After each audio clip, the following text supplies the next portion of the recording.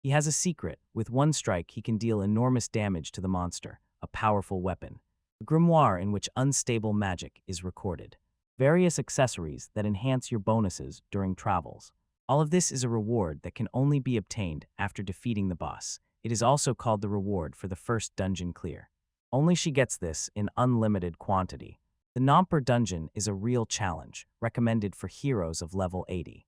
The man shouts at his subordinate at the top of his lungs to work as fast as possible, and the boy rushes even faster. The poor guy is sent on the dumbest errands to humiliate him and show his own greatness.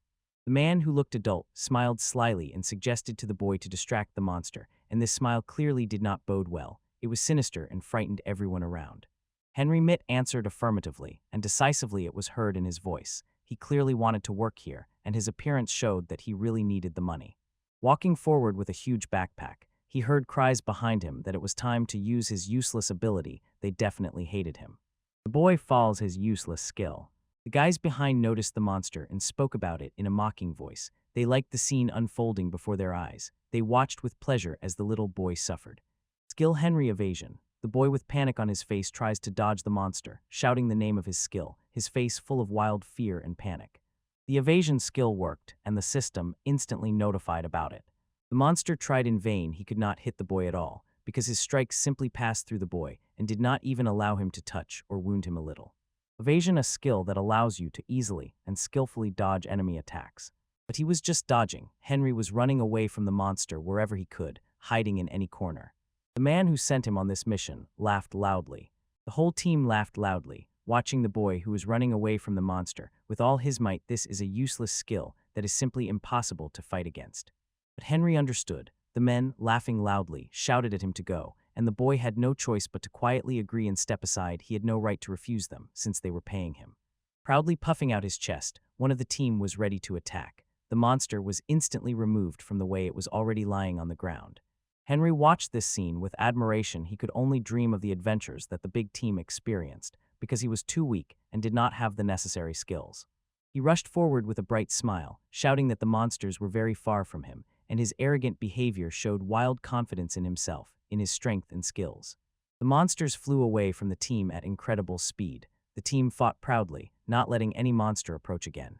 Henry opened his mouth and widened his eyes, looking admiringly at the picture before him. He was always impressed by such heroic battles, and he himself dreamed of great feats to travel, become such a hero, and save people. The team returned to the city triumphantly, showing themselves as victors and their huge pile of money. The whole city loudly welcomed its heroes, rejoicing in the victory.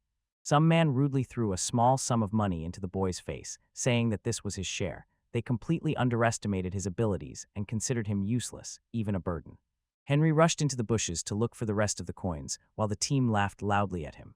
But Henry did not care. He really needed this money, and every coin was worth its weight in gold to him. The boy dreamed of a skill that would allow him to fight, travel, be a hero, and save lives so that people would also welcome him, rejoicing in victories over monsters. Picking up a coin and staring at it under the bright sun, he realized that then he could earn much more coins. He could live in better conditions than now. Everything could be different.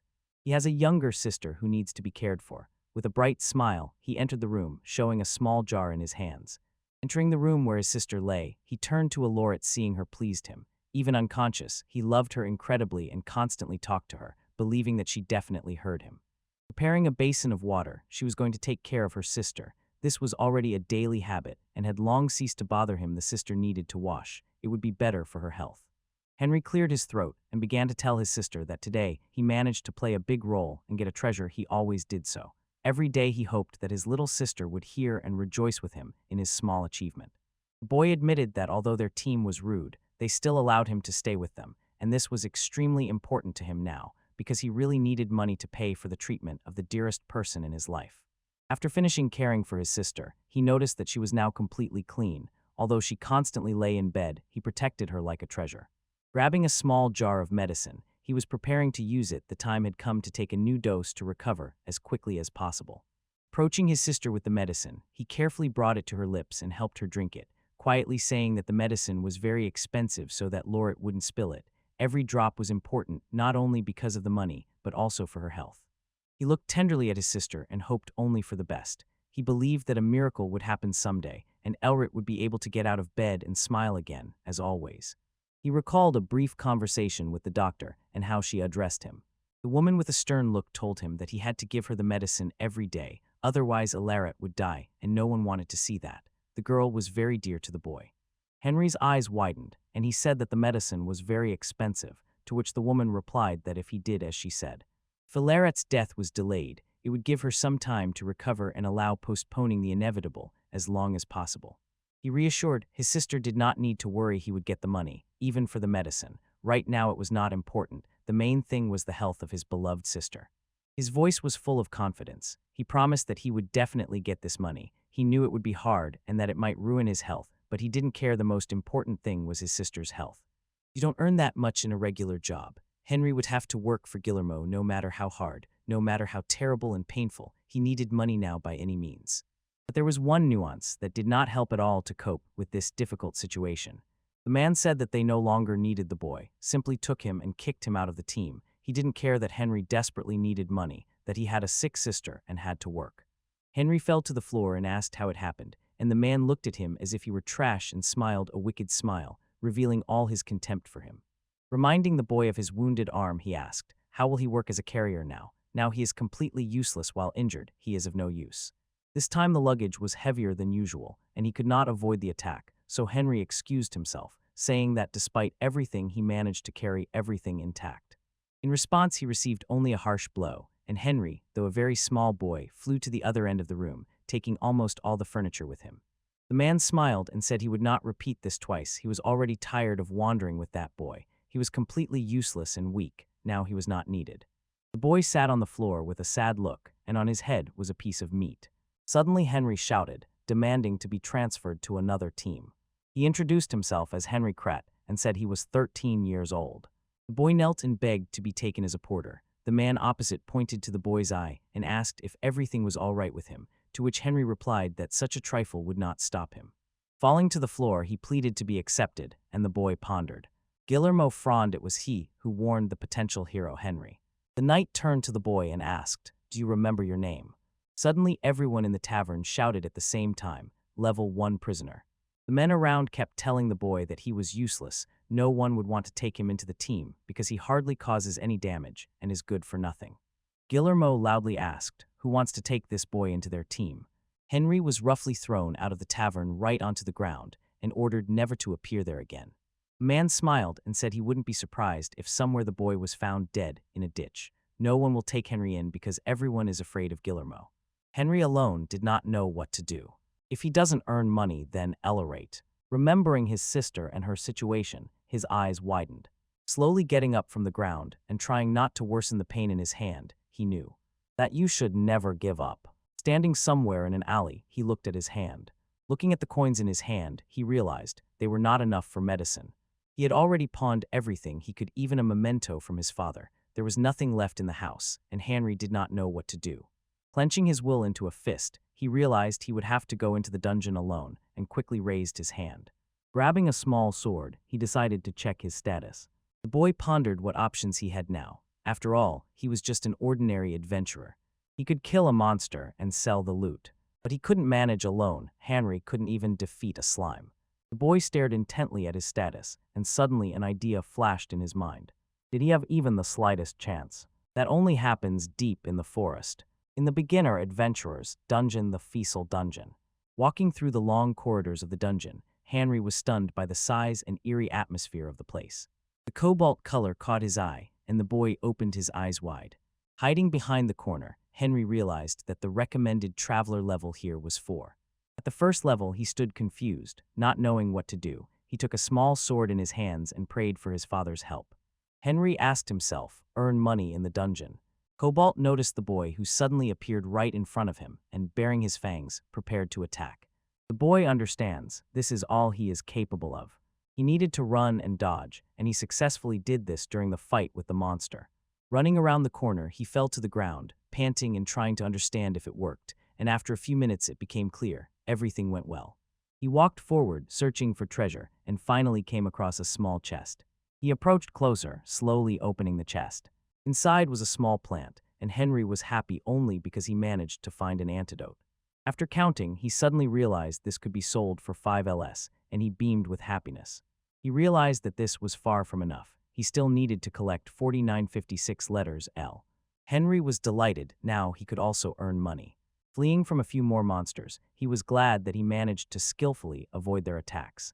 His eyes lit up with determination to collect money for his sister's medicine. Finding another chest, he crouched down in front of it, curious about what might be inside. Carefully lifting the lid, the boy saw only emptiness. And it went on all the way. No matter how many times he opened them, all the chests were empty. Approaching a new chest, Henry folded his hands in a prayer gesture and asked that there be at least something inside. But again, I encountered only emptiness. Running through the corridors, the boy wondered, did those who were here before really take everything? The boy, out of breath, moved forward. When he finally reached the huge doors, he realized he had searched so thoroughly that he managed to get to the boss's room. Opening the map, Henry understood he could not return empty-handed. Glancing at the parchment in his hands, he suddenly realized he had not looked here yet. The boss's room is located deep within the dungeon, and behind it is another room that only those who have defeated the boss can enter. The reward zone. Henry is burning with the thought that there must definitely be a chest there, 100%. They give crazy rewards for completing the dungeon, which the boy can sell and get a lot of money. Henry understands, if he wants to buy the necessary medicine for his sister, he has no other choice. Suddenly, a loud howl of a kobold sounded nearby, and again quietly said that he has no time at all for kobolds. Another monster appeared from the darkness, and Henry tensed. Suddenly, a few more appeared, and the boy trembled. Several dozen kobolds suddenly jumped out of the darkness of the corridor, ready to attack the little boy, and Henry was seized by fierce panic. Waving his hands, he tried to talk to the monsters and ask them to stop. He had a sick sister at home. He clearly said that she was too good even for him. He remembers how carefully he fed her, apologized for giving her the same thing, and the girl smiled and replied that she liked everything. Henry raised his hands in front of him. Panic prevented him from thinking, and in despair he suggested to the monsters to have a picnic first and then eat him. He wants to wait until his sister recovers. The kobolds did not listen to him and rushed forward to attack the boy. Henry was not surprised by the animals' reaction. He begged the animals to stop while using his evasion skill. The boy pressed his back against the door and remembered, evading is a skill. It would have worked perfectly if there had been a boss room behind him. He slowly kicked the door behind. Shouting loudly that he was ready to die, he slowly retreated from the dogs to the other side of the door. Suddenly he fell to the ground, and huge doors towered before him. Suddenly he realized he was in the room. Turning around, Henry came across another monster, and it surprised him greatly. The kobold was taller than the other monsters, and slowly said that if you enter the boss room, you will not be able to leave until you kill its owner. It turned out to be a werewolf. They recommend level 8. There were 6 people in the group, and Henry tried to tightly grip a small knife in his hands, understanding that in front of him was the boss. He doesn't even have a chance to win. The monster will simply tear him to pieces. He tried to convince himself that he would survive. He didn't care that he was alone and that he was level 1. None of this mattered to him. He would definitely come back alive. The plan started with dodging, and he succeeded. He dodged the monster's attack in time. Looking at its strength, Henry realized any attack from the werewolf, that would be his last. The boy noticed the monster was going to attack with 2 paws. He sharply tried to dodge, using his magical skill. Henry dodged the attack once again and gripped the knife even tighter. The main thing for him was not to expose it if he was not ready. The werewolf sharply turned around. He raised his huge paw and pointed with it, while Henry was flying and thinking only about how to survive. The monster's huge paw was rushing at the boy, ready to destroy him with one blow, like a tiny fly. Ani did not lose composure and again used his evasion skill. He managed to avoid the powerful blow of the werewolf. A powerful, unexpected blow. It was so close, but the boy fearlessly shouted that he knows how to dodge and can see every attack of the monster. The boy began to understand the movements of his body.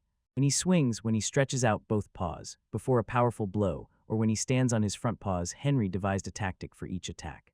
Putting thoughts aside, the boy remembered that he needed to focus. The monster suddenly stretched out both paws at the same time. This means use dodge to break out of the affected area. Although the monster does not always attack with both paws when attacking in a group. In this case, you just need a little more distance. The werewolf stood on its front paws, so it needs to dodge instantly. Henry understands, as long as he is focused, the monster cannot reach him. Suddenly he gets a chance. The boy rushes forward, trying to attack, because now the monster cannot use its attacks. He promises to return alive. Home is where Alarit waits for him. He stabbed the knife into the werewolf's back, but it didn't even feel it. Henry looked at the monster hopefully and quietly asked, "Did it really not hurt at all?" The boy started swinging the knife faster and shouted at the monster to stab him and take at least 1 health point. With tears in his eyes, he can only dream of dealing even 1 point of damage. He shouts that he will cut this werewolf with this very knife until he defeats it. The werewolf suddenly grabbed the boy by the head and lifted him off the ground, and Henry realized, when his attacks caused no damage, he had no chance from the very beginning. He swore loudly when he realized that now escape was impossible. The boy shouts, "I can predict every attack of the monster. He can dodge each of them, but no matter how hard he tries, he cannot manage to win." Henry loudly began apologizing to his sister, guiltily repenting for his weakness, while meanwhile Sonia shook her huge paw. For him, dodging is the most futile of all skills. The werewolf suddenly threw the boy out of his strong grip. The knife broke into several pieces, and Henry was glad that he stayed with it until the very end. He remembered that his father also died in the dungeon and wondered how it had been. Recalling the gentle image of his sister, he apologized to her countless times. How he dreamed of hearing her gentle voice again. Suddenly, Ellerit loudly called him in his head, and a trace of hope sounded in her voice. Henry's eyes widened in surprise. He did not even expect to hear her, and turning around, he saw that he was flying straight into some wall. He pressed himself against the wall, trying at least a little to protect himself from the inevitable impact. If he crashes into that wall, it's the end for him. He absolutely does not want such a fate, but there is only one option left: to use the evasion skill. And suddenly, his body slowly began to slip through the wall. Without opening his eyes, he passed through the wall using only his skill. He fell to the ground and did not even feel the wall he was supposed to crash into. He raised his head and at first did not understand what had happened. For a moment he thought he had already crashed into the wall. He looked aside to examine the room. A huge chest towered before him. He could not believe his eyes. Approaching it, the boy discovered the traveler's sword, a huge blade, shining in the darkness of the cave. The reward for completing the Familia dungeon Ani had already estimated how much could be gained from the sword, and realized it was really so. In the very same room, the place where rewards are given. But he still knew that Bosa was not defeated. Approaching the wall, he began to carefully feel it in search of anything, and wondered how he managed to pass through it. Holding the sword in his hand, he tried to understand how all this happened. Until now, he was wildly persecuted just because of him. The man from the previous team smiled broadly and shouted loudly that the boy's gift was completely useless. And yet Henry still received a reward for completing the quest. Apparently, this skill turned out to be not so bad after all. Henry smiles widely when he realizes he can return home alive. The city of adventures Garabos. There are so many dungeons in this area that crazy crowds constantly fall here. This is a city of adventurers. Here power and money decide everything. In this world, business revolves around adventurers. The man lifted Henry and asked if he had money or if he was just an ordinary thief, to which the boy waved his hands and said the man was mistaken. He pulls out the sword and says he would very much like to sell it. The man carefully took the sword in his hands and began to examine it more closely. Henry realized that if he could not sell the sword for a decent amount, then he would not have been able to save his sister. He prayed that the sword would cost at least 5,000. The man behind the counter offered the boy $30,000. The boy's eyes lit up when he heard such a large amount, because now he could buy enough medicine to last almost a week. He ran home, laughing loudly, hurried to his sister, and suddenly burst into the room, shouting that he had brought medicine for Ellerit. He sadly realized that if he did not give her medicine at least once a day, then she will die. Henry smiled. He was glad he managed to reach her in time. He carefully laid his head on the bed and began to tell his sister that when he first joined Gilmo's group, he managed to get the medicine on his own. He remembered how Ellerit gently pressed him to her chest, praised and supported him, and thought about how often she was nearby. But he is no longer the same as before. Today he is going again to Fazl's dungeon. Yesterday he managed to sneak into the reward zone without killing the boss, all thanks to dodge. If only he learns to use it freely. He will definitely be able to buy medicine every day. There is determination in his voice, and the boy is ready to move forward. Henry again approached the wall and decided to try to pass through it to make sure. He put his skill into action, but the wall did not give way. He failed to pass through it. Henry made several more attempts, but none even came close to yesterday's result. Suddenly he remembered that the werewolf had thrown him out, and the boy, unconscious, had flown straight into that wall. Acceleration is needed. Yesterday he passed through that wall because he was thrown into it. If only he could reproduce that force. He rushed at the wall with all his might, hoping it would work and he could use the evasion skill. But the wall pushed him back and the boy rolled backward. The tactic did not work. Suddenly 2 men approached him. They did not understand what the boy was doing here, so they asked what he was doing here. They laughed together with Henry and added that the boy would not be able to level up if he kept banging his head against the wall. But the boy did not care. He just wanted to know how to get to the other side of the wall. He was confused, wondering what to do. Henry really could not understand. Walls do not even know how to activate skills. The boy says he of course knew evasion only works when enemies attack him. But how did he manage to pull it off last time?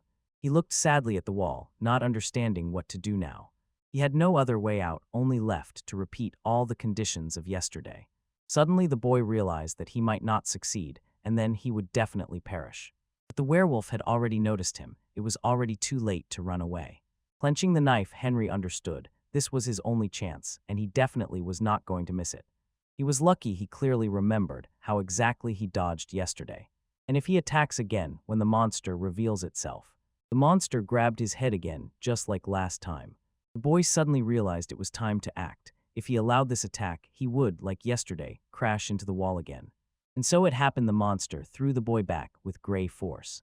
Crashing into the wall, he understood. If this didn't work, he was being led straight into a trap into the wall, and he wouldn't get out so easily. He prayed that somehow everything would work out. He tightly closed his eyes and used the evasion skill. Henry managed to fly through the wall. He did it. The boy was happy he completed the task, and that meant that for the evasion to work, someone's attack had to throw him into the wall. The happy boy rushed to the chest, realizing that now he could take the rewards without killing the boss. But even in this situation, there are pitfalls. The man from the guild explained to the boy that such a reward can only be obtained once. So no matter how many times you defeat the boss, the reward will never be as valuable as the first time, so the traveler's sword. How much is it worth? Henry slowly opened the chest, no longer hoping to find something as valuable as the previous sword. But in the chest, he again saw his companion's sword, and this greatly surprised him. Henry put it up for sale again, and again earned 30K. The boy froze. He found no answer to the man's words. He was afraid that the seller would suspect something about him. He said in a trembling voice that it was a real miracle to come across the traveler's sword again. The seller fell silent for a moment, thinking about what to answer. The man simply smiled and said that it means a small chance to get another one. It happens. He easily patted the guy on the shoulder and said he loves people who sell him interesting things.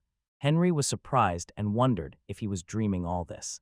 Talking to his sister, he laid all his earned money on the bed and asked what they should do now. After all, he now had a huge sum. The boy slowly counted the earnings. The amount turned out to be huge. He carefully counted 41,500 LS. Henry was glowing with happiness. He wanted to count the money again because he had never had so much in his life, and now he could finally take good care of his sister. For a moment, he imagined how he could spend such money, at least on food. But suddenly he threw away all thoughts, realized he would spend them only on his sister. He began carefully washing his sister, whispering that he would spend money on all his dreams only after her recovery. For now, all the money will go to medicine, and Henry still could not believe that he had managed to earn 30,000 again. And all this even though he didn't even defeat the boss. The boy rolled the coin and said that next time he definitely wouldn't be lucky. But the third time he was lucky. And then the fourth time. Opening the chest, he again found the traveler's sword, but I understand that during this raid he will be able to get rich. Henry thought, is all this because he didn't kill the boss? If this is really true, will the boy continue to receive the traveler's sword? This world is teeming with the most diverse dungeons, and each has its own reward for completion, and in some, it is insanely valuable, and Henry can get all this without limits, and at the same time he doesn't even have to kill the boss. He didn't even imagine that dodging concealed such possibilities. The boy hadn't felt so good in a long time. Henry thought, what if one of the rewards could give medicine to his sister? Suddenly he froze. Selling a sword in the same place was too suspicious. He shook his head, searching for the dream in which he could sell it, when suddenly someone called him. A familiar voice said that he had heard about the sales that the boy had been making lately. Henry recognized this voice from 1,000. Gilmo smiled and said that stealing was actually not very good. The boy tensed and asked what they meant by that. A huge crowd gathered in a circle, looking at something and arguing heatedly. A mysterious girl became interested in this crowd.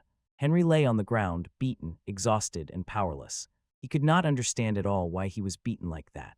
The people around also did not understand where the guards had gone. Gilmo smiled, took in his hands the sword that once belonged to Henry, and said that the boy was a real thief because he was sure he had taken the traveler's sword himself.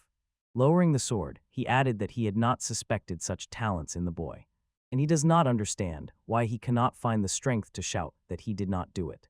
Gilmo smiled even wider and said that now that boy would bring him everything he had stolen. Henry was afraid that he would not be able to answer him. The man clenched his fist, said that the boy was supposed to answer yes, and prepared to strike. Suddenly, guards appeared and loudly asked what was going on here. The man was loudly called out too, and he immediately paid attention to it. The boy with the Iraqis approached one of them and reminded that Gilmo was one of the big three. He shoved a bag of gold into his hands so that the soldiers would keep silent about what they had just seen. Henry suddenly remembered, in this world, money decides everything. Suddenly, the girl blurted out that Gilmo's smile was too provocative. Suddenly, lightning flashed out of nowhere. It struck the man directly, but did not touch the boy. Gilmo did not understand what this damn thing was and why he could not move. His entire team was under a spell. The girl from the team noticed that this was a ruby staff, a weapon that only drops in dungeons of rank A with a chance of 1 in 10,920, and only one person has it. The sorceress Garabaz Oria Shmik. Taking the sword from the man, she said with a sneer that she would return it. Gilmo barked that it was his sword, but the girl noticed that the sword belonged to that boy and moved closer to him. Suddenly, Oria let them go, ordering them to leave as quickly as possible. The man was clearly unhappy that he was rejected and also had his sword taken. The man left, saying that he would tell Henry about it anyway, and the boy himself was very surprised that his offender was rejected like that. He froze completely in surprise, looking at the girl. She was a little older than him. She looked majestic, but at the same time. Suddenly, she turned her gaze to the boy and smiled. She handed the sword back to the boy, returning it. Suddenly, she sharply took the sword back, and the boy looked at her strangely. The girl smiled and said that since she helped, she could keep the sword for herself. Henry was very surprised by this statement. Oria asked, "Isn't that so?" To which the boy sadly lowered his eyes. Approaching his face, she whispered to the boy, "Just ask him back." She waited until he started, confessed that it was his sword, and returned it. And hesitating again, quickly told the girl to return the sword. Oria returned the sword to him. Henry fell to his knees and began to bow to the girl, thanking her for saving him. He said that if it weren't for her, he wouldn't have been able to buy medicine for his sister. The girl replied that it seemed to her that all people only think about themselves. As it turned out, there are people like Henry. Turning around, the girl smiled again and asked if the boy wanted to lower his guard, so that he could protect his sister. When the boy came home, he plunged into thought. He always thought he could protect his sister with the money he earned. But as it turned out, that was not enough. No matter how many rewards he received, he could simply have everything taken away, as happened today. Now that he has learned to slip through the wall, I cannot silently give away what belongs to him, and he definitely cannot protect his sister. He had to become stronger by mastering evasion. The boy was about to head to the dungeon of level E Spiral Dungeon. For the first completion, you will receive the Book of Truth. Piercing cries for help echoed from the depths of the dungeon. The warrior did not understand how this could have happened after all. He had spent so much money on equipment. He shouted at the top of his lungs that he did not want to die here, and his scream echoed again and again off the cold dungeon walls. E-rank Spiral Dungeon, Boss, Dark Orc Chieftain, recommended level 25. There is no doubt about this, and only Henry knows it. For evasion to work, he must take the blow that threw him into the wall. Now the boy needed not a sword but a shield for battle, so he asked the seller for a shield. The man led the boy into a room where there was a huge selection of various shields. He looked at the shields. One 3,000, that's how much he spent on food monthly. The other 5,000, that's how much went on medicine. Once he never even dreamed that he would spend such sums, but now he can afford to buy something so expensive. The man approached closer and asked which dungeon the boy was heading to. Henry smiled and replied that he was going to the Spiral Dungeon. The seller suddenly frowned. His eyes widened in surprise. That's a rank E dungeon. He approached the boy and asked if he had lost his mind. It wouldn't hurt that someone so small had already risen to such a high rank. The man also asked if the boy had come for the book and the rewards for completing the dungeon. Because it's a divine artifact that every adventurer dreams of. Henry just frowned, and the seller understood that he had not yet decided. He took the shield for 3K and said that it is. These nonsense don't suit him at all, and he bent the shield in half. He handed the boy a small golem shield and explained that its endurance is 10,000. The lady continued, persistently explaining that even an ordinary dark orc is a very tough opponent. God knows how many times he had seen people drop swords and pikes, but in the end they either ran away or died because of weak defense. He also added that this shield is inexpensive, but at the same time of first-class quality. The price was $120,000, but the man smiled and replied that he would give the boy a huge discount, and Henry realized with surprise that with that money he could live forever. Usually they don't do that, but the boy managed to get to the spiral dungeon. Henry cautiously made his way into the boss's office. He watched as a huge orc finished off the man, opened his head, and twisted his distorted body to the side like extra bones, and from the huge maw drooled saliva that was frightening just by its appearance. With a huge paw, he grabbed a mace, preparing to attack. Suddenly he raised the weapon and shouted loudly, showing that he was ready to destroy anyone he saw now. To defeat the orc, it is advised to have the 25th level.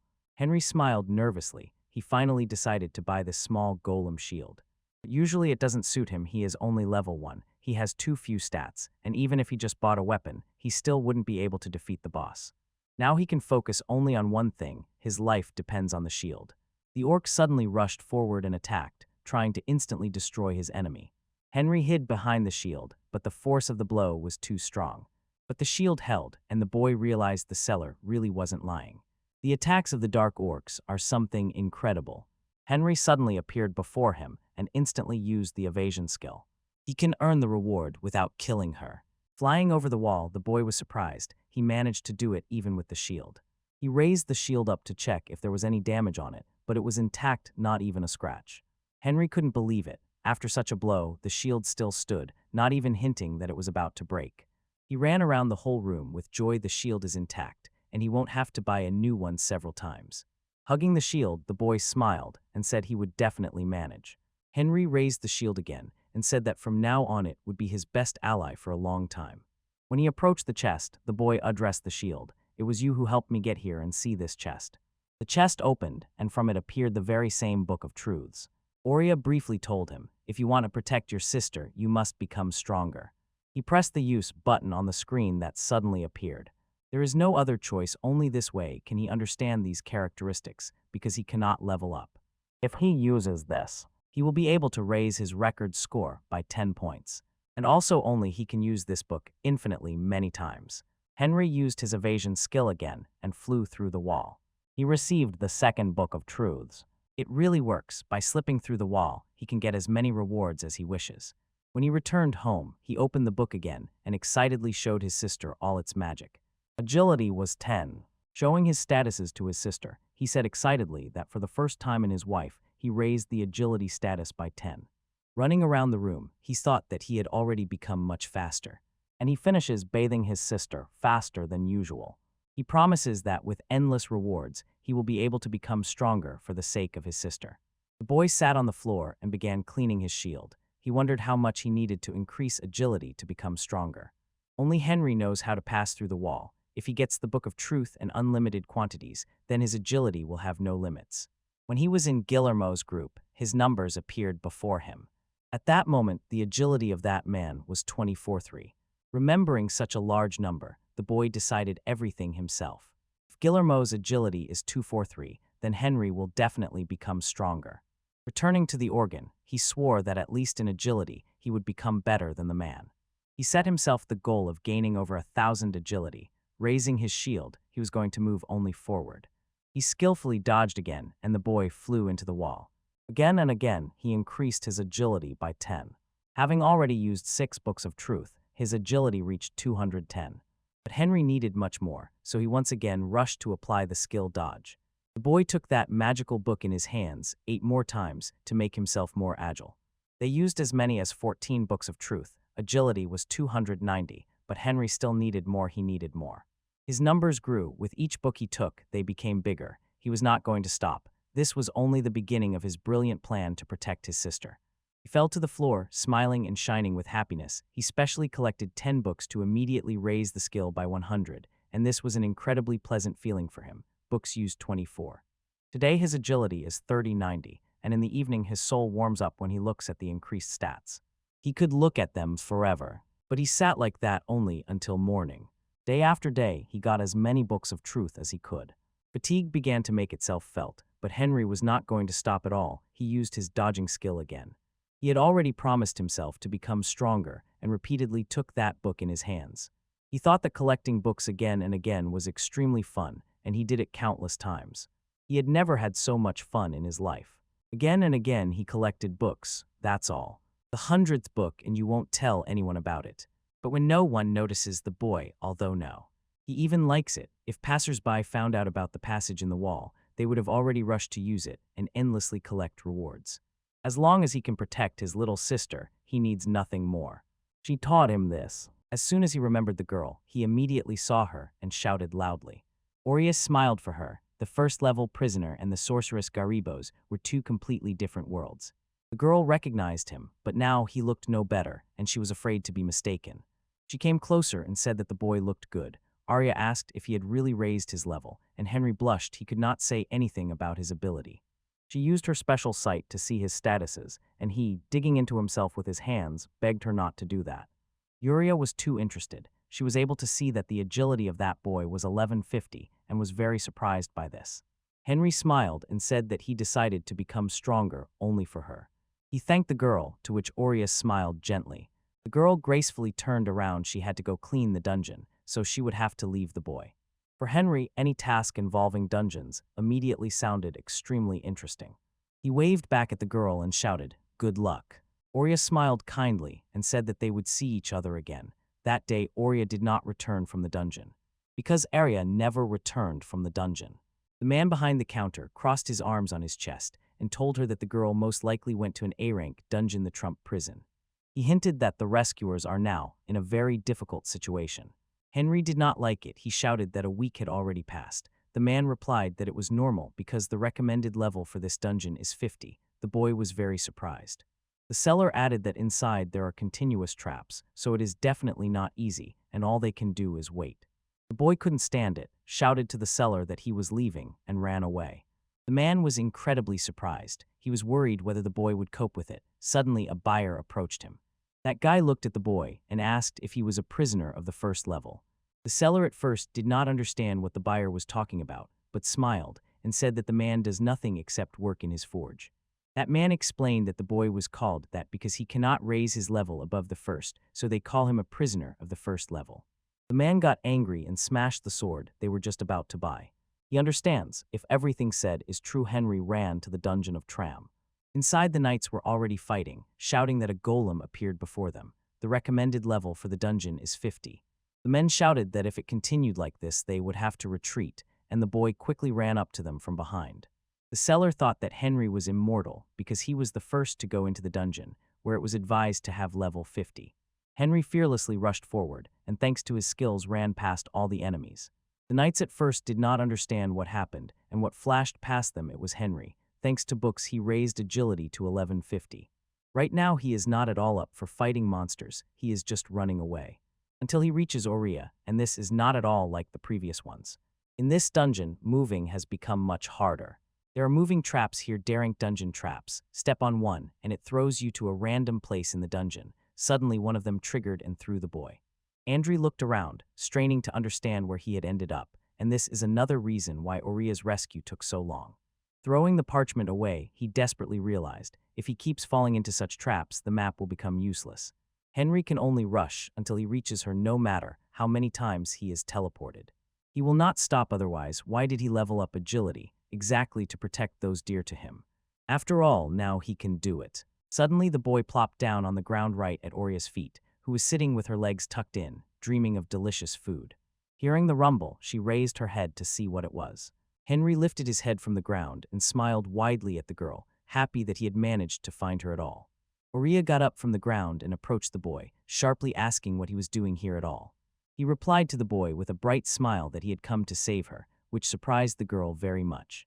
Oria smiled and said that her research had simply been delayed, and that did not mean she should run to save her. Suddenly, she heard the boy crying.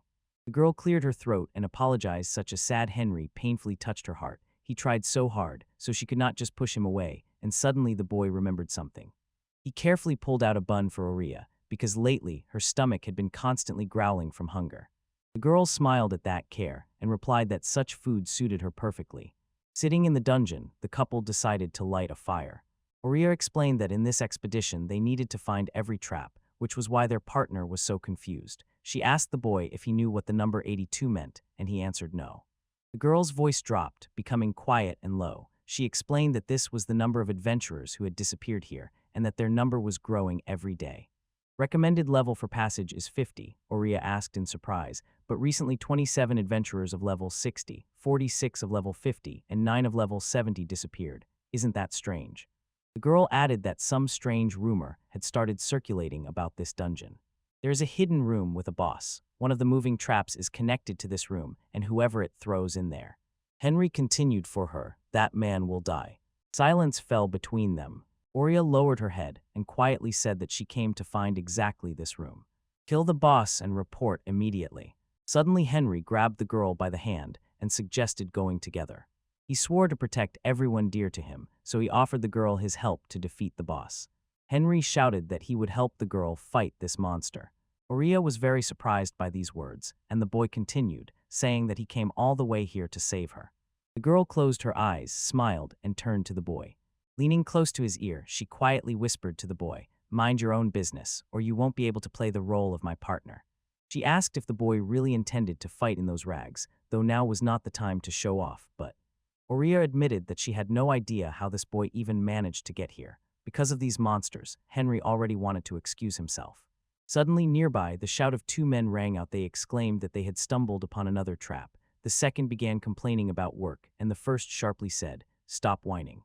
Gilbert Stein, a man of level 82, said he would demand double pay for this. Standing nearby was Kills Enerton, a boy of level 75. Kills glanced at that boy, recognized him as a level 1 prisoner, and asked what he was doing. Harith girl nearby was quite surprised. She sharply asked, "The boy is really level 1. He himself did not really know." Henry answered affirmatively, to which Oria sighed deeply. Suddenly she pressed herself to him as close as she could, sighing again. Hugging the boy, she asked him not to twitch, and Henry was very surprised, did not understand at all what was going on here. The girl explained that she could not leave him here if he was level 1, so he sincerely promises to protect her. Henry realized that the girl remembered him as the one she met on the street. He sincerely wants to prove that he is no longer who he used to be. Suddenly he shouted that a golem was approaching them. Oria replied in a serious voice that the boy should not worry so much about simple golems. Each team member destroyed golems with a single blow, and Henry was simply stunned by this. At the first level, the boy could only widen his eyes. When he finally understood what kind of guys were in his team, Oria sharply warned there were still a few traps left, so it was too early to relax. Gil asked the team if there were too many goblins coming at them. Gilbert loudly declared that he would make them demand extra money for this.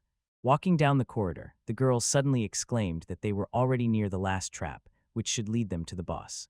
Super reliable forward shield, his small figure seemed to convey determination to everyone around. Oria was surprised. How could a first-level person have so much enthusiasm? Grabbing his shield, she sternly reminded him that the boy was not allowed to move now. She coldly ordered the boy not to even dare to bother her and prepared to strengthen her magic by 50. Taking a step forward, she moved forward together with her team. Step by step, they approached right up to the feet of the golem. Gil noticed what a huge boy they had grown, and Gilbert again complained that for this he would demand more money. Squinting a little, the girl created our monster and, surprised, whispered, "Is that all?" Gil confidently said that first it was worth checking what the monster was capable of, and that victory was a done deal. He put the axe technique into action. He struck with all his might, using a move that breaks stones, but the target did not even flinch and he did not care.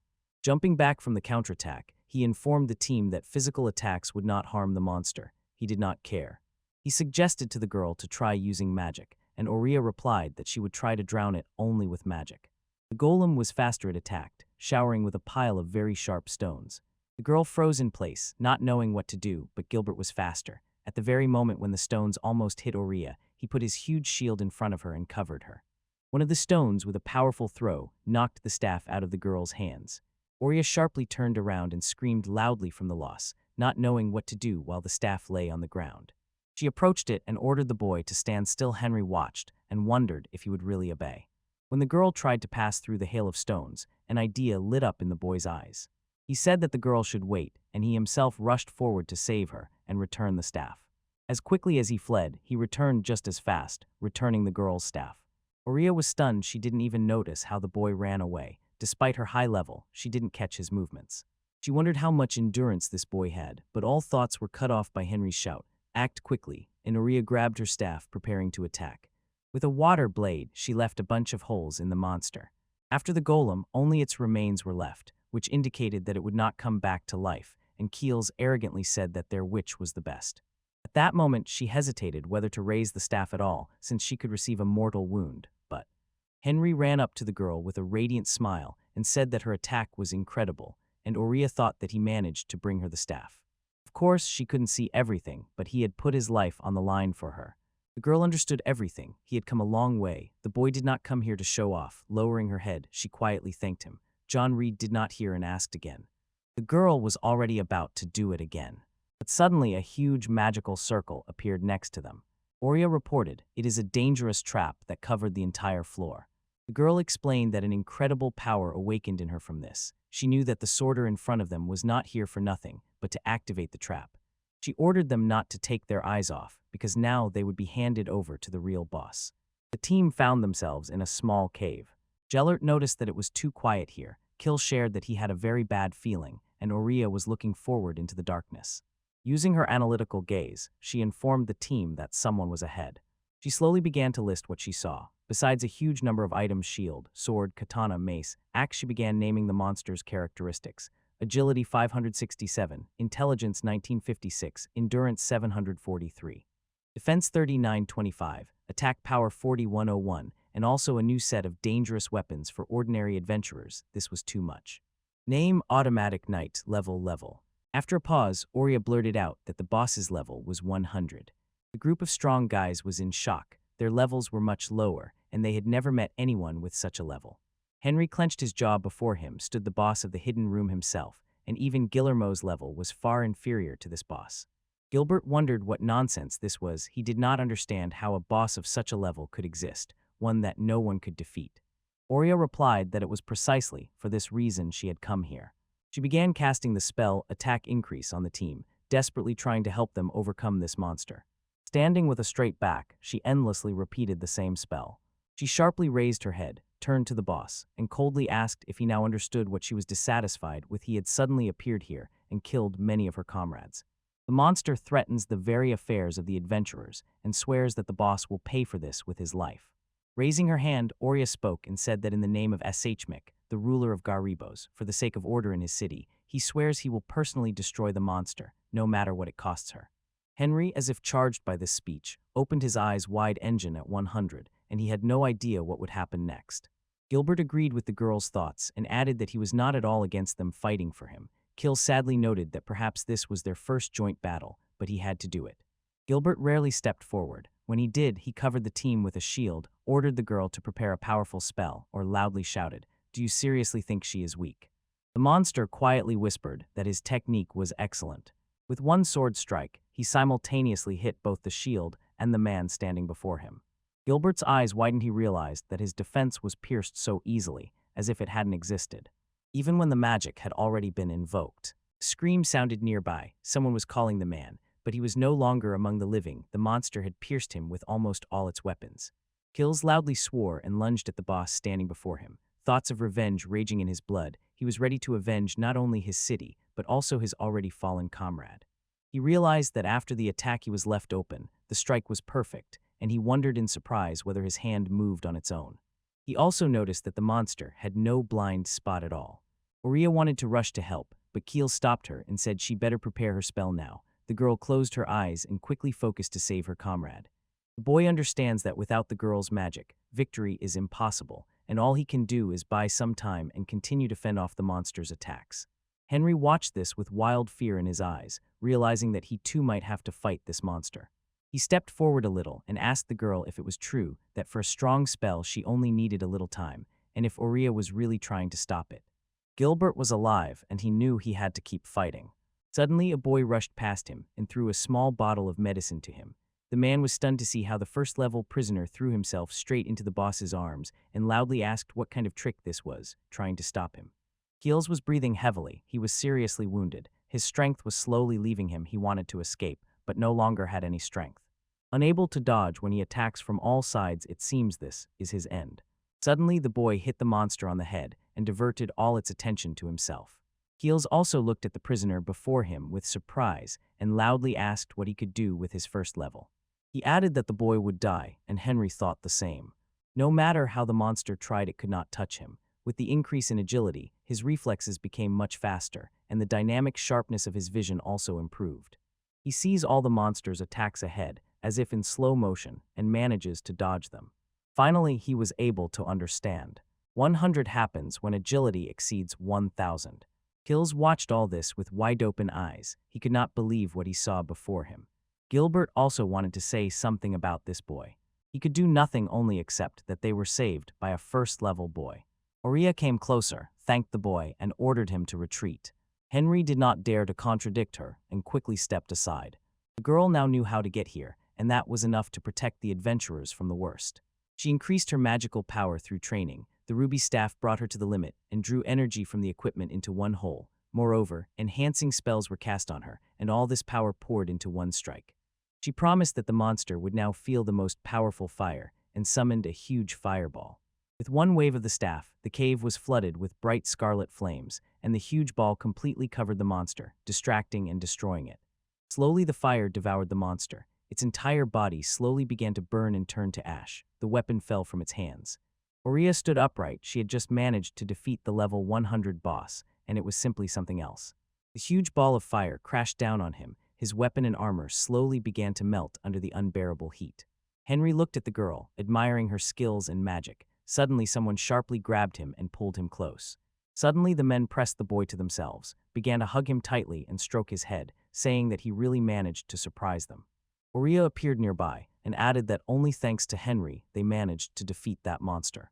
The boy got up from the ground and said that his powers were just an exaggeration. The team definitely did not agree with him. To them, he was a hero who managed to save them. Henry abruptly apologized, saying he did not know about her situation. The girl smiled, replied that everything was fine, and decided to thank the boy from the SHMic family once again. She politely thanked him and added that every adventurer in Garabaz owes him their life. Gilbert added that now they could inform the guild. The Trump dungeon no longer throws him into a secret room with an invincible boss. Gil smiled and sincerely shared his emotions, how surprised he was by the boy's abilities, a true hero, and Henry could only thank him for such kind words. In fact, he was afraid that even if the Book of Truth increased his agility, it still would not help. But the boy is only getting stronger, said Oria. Now he definitely will not win. Henry did not immediately understand whom the girl was talking about, so he asked again, and Oria explained that when she first met him, the boy was at the feet of a man, but now Henry was clearly stronger. Henry suddenly realized, that's how it is, and now he has nothing to fear. Gilbert was sitting at the bar counter, suddenly put down a mug of beer and swore loudly. The girl nearby asked if perhaps he had already quit drinking. The man hit the girl and ordered her to shut up and stay away from him. He shouted that he had been humiliated by some boy. A man from the Big Three appeared in the doorway and turned to his boss. The boy apologized for not being able to find the little boy. A shadow of sadness appeared on the man's face. Suddenly Helmer grabbed his comrade by the neck and lifted him into the air, threatening to strangle him. That boy tried to justify himself. He said the little boy always walks alone, so he is hard to find. The man didn't care. He told him to think with his own head. With a cruel smile, he reminded that Henry has a sick sister and added that he was the one who told the boy about it. Helmut threatened to tear him to pieces. Despite everything, he fell to the ground and, after the recent strangling, began to cough. When the man drove the boy out, he threatened that he would regret not dying somewhere in a ditch, and another could not understand why his boss suddenly became so attached to this boy. Hilmer smiled and suddenly laughed madly. His subordinate nearby was even frightened. The man threatened. He wanted to see wild panic in the boy's eyes when he convinced him to kill him, so he needed his sister. He is going to have fun with Henry's sister. The girl lying in bed suddenly began to toss and turn, breathed heavily and sweated profusely. As if in delirium, she turned to her brother and asked him to run. Loud laughter echoed in the cave. Keel desperately tried to catch up with the agile boy who was running away from him very fast. He was surprised that he could not catch him. Henry managed to protect Oria. He managed to protect someone dear to him. He is rushing home. He wants to tell his younger sister, as soon as possible, everything about how they dealt with that boss. Suddenly, the monster's helmet began to emit a sinister aura, which greatly confused the boy, and he turned to the team. The boy asked if it didn't seem a bit strange to them, and Gilbert also looked at the helmet and asked what he meant. Henry said that what surprised him was they had already defeated the boss, but it gave no experience. Suddenly dark energy burst from the helmet like a huge wave that covered everything in the cave. Suddenly the boy rushed to the girl, shouting for him to be careful. Instantly, using the evasion skill, he pushed Oria away. She at first did not understand what had happened, and behind their backs a huge crack opened, which could have injured them both. The ground under everyone's feet in the room began to crumble, and huge cracks burst forth, injuring Keels and Gilbert. The two were causing serious and dangerous damage. Oria shouted their names and rushed to save them, but Henry's small hands held her back. He shouted for the girl not to go there, otherwise she would get hurt too. The boy used the evasion skill to save Oria, and the girl, following something strange with her eyes, asked in surprise what was happening. In the fog of destruction, she noticed a shadow and instantly informed the boy about it. She realized that the shadow had broken free from the armor and was attacking from all sides. Oria tried to understand what was going on, and only one thought spun in her head: this was the second form. When the boss weakens to a certain state, it changes form and gains new abilities. Its attacks become stronger, and skills work more effectively, so the fight with the boss you thought you had already defeated becomes much more difficult. Raising her staff upwards, Oria tried to strike the shadow with her spells. But no matter how hard she tried, the shadow dodged every blow, and the girl noticed this and told the boy that she definitely would not be able to hit it. The shadow chose its targets, Oria and Henry, and launched an attack, but the boy was faster and dodged. The girl asked if he could hit the shadow with his agility. She asked him to try to hit the place where he would land. Henry lowered his head and bitterly admitted that he only had 10 attack points. The boy dodged, simultaneously scolding himself and forcing himself to think of something to help the girl and defeat it without causing harm. Oria stood in front of the boy and said that they were alive only because of Henry, and added that the boy definitely could not use dodge forever. Henry understands this himself. To dodge in a frame, you need at least a drop of life. When he could no longer dodge, suddenly a brilliant idea flashed in the boy's head. He sharply turned to Oria and said he had only one plan. The girl became interested and asked what he had come up with. With a serious, unwavering voice, Henry asked if she was ready to entrust him with her life. The huge doors in the boss's room are a clear sign that Henry can pass through the wall right here. And you can only get to the reward zone after defeating the boss. Everything is completely different here. Even if the boy slips through the wall, it's not a fact that there will be a room behind it. He might just crash into it, and he did not yet know if he could do it together with Oria. Henry told the girl the whole plan and called it an adventure in which the probability of failure is higher than the probability of success. The boy asks if Oria can entrust her life to someone who always stays on the first level. The girl was very surprised and stepped back a step upon hearing about life. A dark shadow rises into the air again, a huge and threatening figure looming over him like a veil of danger. Henry grabbed Oria and used the evasion skill several times in a row, trying to save her. Of those 70, the boy's life was left with only 50, and the girl began to worry a lot about Henry. She understands, if it were not for him, she would no longer be among the living. And not only now, he always helped her when she needed help the most. Oria finally realized that the level here did not matter at all. The boy sharply turned to the girl. She broke into a warm smile and said that she believed with all her heart in the awardee and his abilities. She says that she trusts him with her life. These warm words gave Henry a new wave of determination and self-confidence. Oria asked if the boy had any plan, to which he stepped forward and stood before them with a small shield. Suddenly, he asked the girls to strengthen his defense as much as possible, which greatly surprised the girl. The girls suddenly realized this and sharply asked, "Does the boy really want to take on the entire monster attack?" To which she heard a firm yes. Oria was even more surprised. She remembered that even Gilberto did not withstand the monster's attack, and he was only level 1. She shouted that the boy would not survive this. Henry shouted that he must survive. Oria shouted that she would take the attack on herself. She was convinced that she had a better chance of survival. The boy did not argue and ran after the girl, and the witch took a defensive stance and created a shield in front of herself. Henry suddenly turned to the girl. She was very surprised. The boy said that he would never see them again, and turned his gaze to the 2 men who died protecting him, remembering their help. Oria also became sad. She promised that she would never forget their legs and would definitely make nice coffins for them in the estate.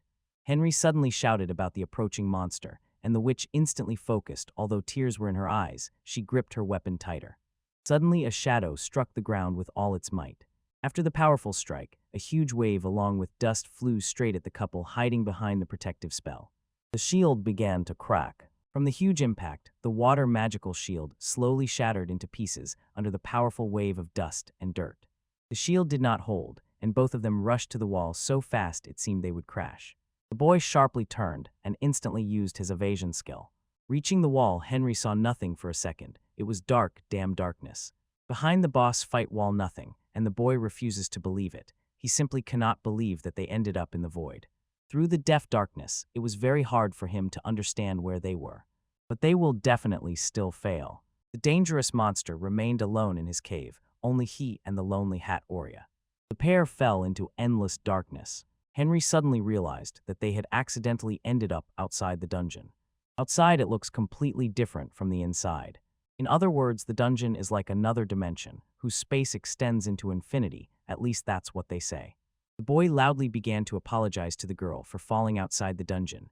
Suddenly, a thin trickle of blood appeared from somewhere. It was Oria. Blood slowly flowed down her face from her eyes and nose. Henry rushed to reach back to save the girl from falling, but of course, it was impossible. The girl and the boy fall further and further into the unknown. Below them is complete darkness. Suddenly, they hit a hard surface with a crash. The main character realizes that it is the ground, although he feels as if he is touching something. His hands begin to feel this surface. He understands that there is definitely some surface here. The boy turns his gaze to the girl and calls her by name. He looks her over and realizes that she is still breathing. Because of this, he opens the vessel. He carefully presses the neck of the bottle to her lips and gives her a sip immediately. It becomes easier to eat. The main character tightly hugs Oria and silently thanks God that she is okay. He is sincerely glad that she is alive.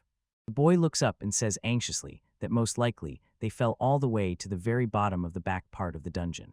There is nothing here and he does not know what to do. Around them is complete darkness and emptiness.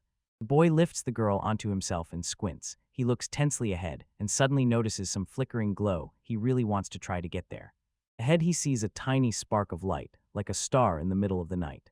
He must find the exit as soon as possible and give Lorith the medicine, because his time is running out. The boy is getting closer to the dreamed goal. Suddenly the action shifts to a bar. A man loudly sets a glass on the table and orders the bartender to pour another, and the one behind the counter just agrees. Gilmo sits behind the bar, clenching his fist in anger. He is furious that they still haven't found his house and wants to eliminate him as soon as possible. He complains about his partners, says they are good for nothing, and that he is always surrounded by helpless people. He pulls the toilet handle, but it does not budge. The man angrily kicks the door and loudly asks who is occupying the toilet, demands that the person hurry up, asks if they understand whom they are making wait, and adds that he is one of the three great ones. Suddenly, a man comes out of the toilet. He is surprised to see that Gilmo is also in the big three and thinks that he also came from afar, then, frightened, looks at the stranger and asks for his forgiveness. Waldemar stands before him. The man smiles lightly and extends his hand for a handshake. They haven't seen each other for a long time. Waldemar pats him on the shoulder and says he thought to find him in the bar. The man raises his eyebrows in surprise. He did not expect that such a person would be looking for him and asks what business he has. Waldemar says he came to him because of Henry. The man reminds him that he lent him out for some time when he left the city. Gilmo panics. He thought to ask him how he was doing. Meanwhile, Henry notices he still has a little left, wonders what it could be, says it seems like something is falling, and patiently carries the girl on his back. Finally, when he approaches it, it turns out to be a polygon with patterns and a circle, and Henry notices that it is very beautiful. The boy says he has never seen anything like it before. He quietly laments to himself that he does not know how to analyze. The boy thinks he might look at the status bar. If he manages to grab that thing in his hands, maybe he will immediately understand what it is without long analysis. Henry extends his hand. But suddenly a warning appears right in front of him. The system says that receiving unrealized data may cause serious errors and asks if he wants to accept this data. The main character asks what it is, and seeing the warning written here, gets a little scared. He thinks it is not worth taking it. But here he is at the very bottom of the opposite part of the dungeon, and there is no one here, only endless darkness. He turns around and thinks to himself. At the end, Henry tells himself that he does not know what will happen, but if there is even the slightest chance to return, he will do everything possible for it. The boy presses the yes button. Suddenly he appears near the open-air cave. Henry freezes in surprise and realizes that this is the entrance to the pipe dungeon. The hero does not understand how, or when he managed to get to the surface. A small crystal flickers in his palm. The system says that unused data has been received. Henry looks at his hand and thinks, is that the thing on it? He remembers that the system mentioned serious errors. He feels all over his body searching for injuries or marks, then looks at his status and carefully reads the window. then goes through the entire inventory and counts every item. He understands that nothing has changed and is amazed that everything ended so simply. The main character is on cloud nine with happiness that he managed to get out from the other side of the dungeon. He himself does not know how he did it, but one way or another he did it, and it is still only evening. He manages to give his sister the medicine. The boy jumps up and rushes forward, and Waldemar asks Skirmal if everything is all right with Henry. The man is slightly sullen, but still answers yes. Waldemar is very happy about this and smiles modestly. He reminds the man of the words he spoke when he left this to him. The main character returns. Waldemar later said he would take him into the group, and then beautifully get rid of this. Waldemar is upset that the man kicked him out. Gilmo panics and shouts his excuse. He was afraid that the main character wouldn't last a day alone. The second man categorically disagrees and insults him in his opinion. No words can convey all that stupidity. Waldemar says that all he had left was to lead him into the dungeon with high-level mobs, and the man is sure. Nothing complicated, very simple. Gilmo says he has done this more than once. Under the interlocutor's gaze, he noticeably gets nervous. Every time the guy dodged and came back alive, Waldemar is stunned by his words and asks again. Suddenly his face became serious. He sharply stood up and suggested going somewhere. The other man asked in surprise what happened. Night fell and the moon appeared in the sky. Two men walk beside the forest. Gilmo asks Waldemar what he wants from him. Suddenly the man pulls out his huge sword and points it at the interlocutor. Waldemar says that he is no longer good for anything and cannot kill Henry. The man got scared and asks him to wait. He says he will no longer be polite with him and will kill him with his own hands, and Waldemar asks if he knows why dodging is called a failed skill. The man explains that it is because it is hard to use. For the dodge to work, it must be done at the very moment the enemy attacks. If the one dodging hesitates even a little, it will not succeed. Usually the chance of success is no more than 10. He cannot understand who would take the risk when the probability of dying is so high. He recalls how the main character repeatedly resorted to dodge and says that this skill is unmatched if he knows how to use it. The man instantly understood what the interlocutor was hinting at. Henry knows how to use it. Waldemar says that face-to-face Gilmo will not be able to defeat the main character. Suddenly the man laughed hysterically in response to his remark and said that it seems Henry and Waldemar decided to laugh at him. He suddenly grabs the enemy's sword and breaks its blade with his bare hands. Waldemar reacts modestly. The man says that, as before, he cannot stand when people mock him. He will kill anyone who dares to laugh at him, no matter the cost. The man shouts in rage that if he continues to behave like that, he will not be an exception, and Waldemar only smiles mockingly and looks at him condescendingly in response. Gilmo shouts that a boy with only 10 attack points cannot be the strongest and will not even leave a scratch on him in his opinion. The fate of this helpless boy is death and despair. In Garbos, few could withstand Waldemar in the arena even for a minute, but Gilmo is one of those. Waldemar wonders whether to leave it to him, while another man continues to laugh. Waldemar silently addressed Basson and informed him that Henry is still alive. Basson pondered how his fate would turn out and smiled. The action shifts to the house. Morning comes. Oria has already woken up and is staring out the window, from which light is pouring. The butler enters her room and rejoices with relief she has woken up. The girl assumes that someone saved her. The man answers affirmatively and says that the owner of the weapons shop brought her to the guild, and before that some adventurer carried her on his shoulders. A light blush blossomed on her cheeks and she understood. The man who saved her is Henry. The action shifts to the weapons shop. Its owner greets Oria and does not hide his surprise she is dressed so beautifully. The girl says that he will receive a deserved reward a little later, but now she wants to thank him personally. The man says that it is not necessary and laughs. Suddenly Oria blushed again, a little, and shyly asked if Anari had passed by here, she would also like to thank him. The man pondered and suddenly answered her, no. He says that he does not have time for that now. The girl does not understand what he is talking about and asks him again. The main hero himself is now fighting a huge monster. The boy activates the evasion skill. He is again in Trump's dungeon and is now fighting a crystal golem. The recommended level for fighting this monster is 62. The main hero looks at his giant opponent with iron determination and says that he must become stronger at any cost. The hero understands. As soon as the monster begins to accumulate energy, he has only a second or two to manage to react. In these 2 seconds, he must manage to jump back, and that's exactly what he does. He doesn't even need to dodge, just body agility is enough. He even manages to handle the crystal golem. Although he is clumsy, he has a whole bunch of ranged attacks. The main hero dodges all his projectiles. If you move away from him, he has to attack in one direction. He understands that as soon as he tries to sneak up on them, he will still attack her. The boy rushes into battle again and clearly knows the main thing is not to give up and not to despair. But the golem releases a stone wave, and the ground around him instantly becomes covered with giant crystalline spikes. Henry understands that it spreads across the entire floor, and it literally forces the adventurers to climb the walls. If the main hero manages to slip under his legs, he will be saved. Honorary imagines himself standing at the golem's feet, and if during the attack he grabs its leg, no harm will come. The golem will try to shake it off, and then the main hero will be able to use dodge and strike. Here is the scheme on how to slip through the wall in the room. With the crystal golem, the protagonist lands perfectly on his feet. Suddenly before him on a small altar with lamps appeared a small box. It shone in soft light, and tongues of flame quietly danced around. He slowly approached it, and excitement mixed with curiosity overwhelmed him. Henry realized this is the reward for overcoming the Wanderer's dungeon, and comparing this time the reward for the first completion in the guild, he decided that this is exactly what he needs to move to the next level.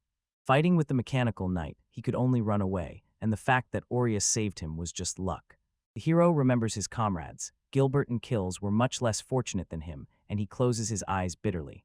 The boy climbs the stairs and asks himself, who knows, maybe it will happen again. Henry doesn't even allow himself to think that he won't be able to protect his sister. He needs it now. He opens the chest, and the whole room fills with bright light emanating from it. He pulls out a small book and thinks to himself that it is an attack skill. The hero clutches the Book of Knowledge in his hands. It is a passive skill that slightly increases the chance of a critical physical hit.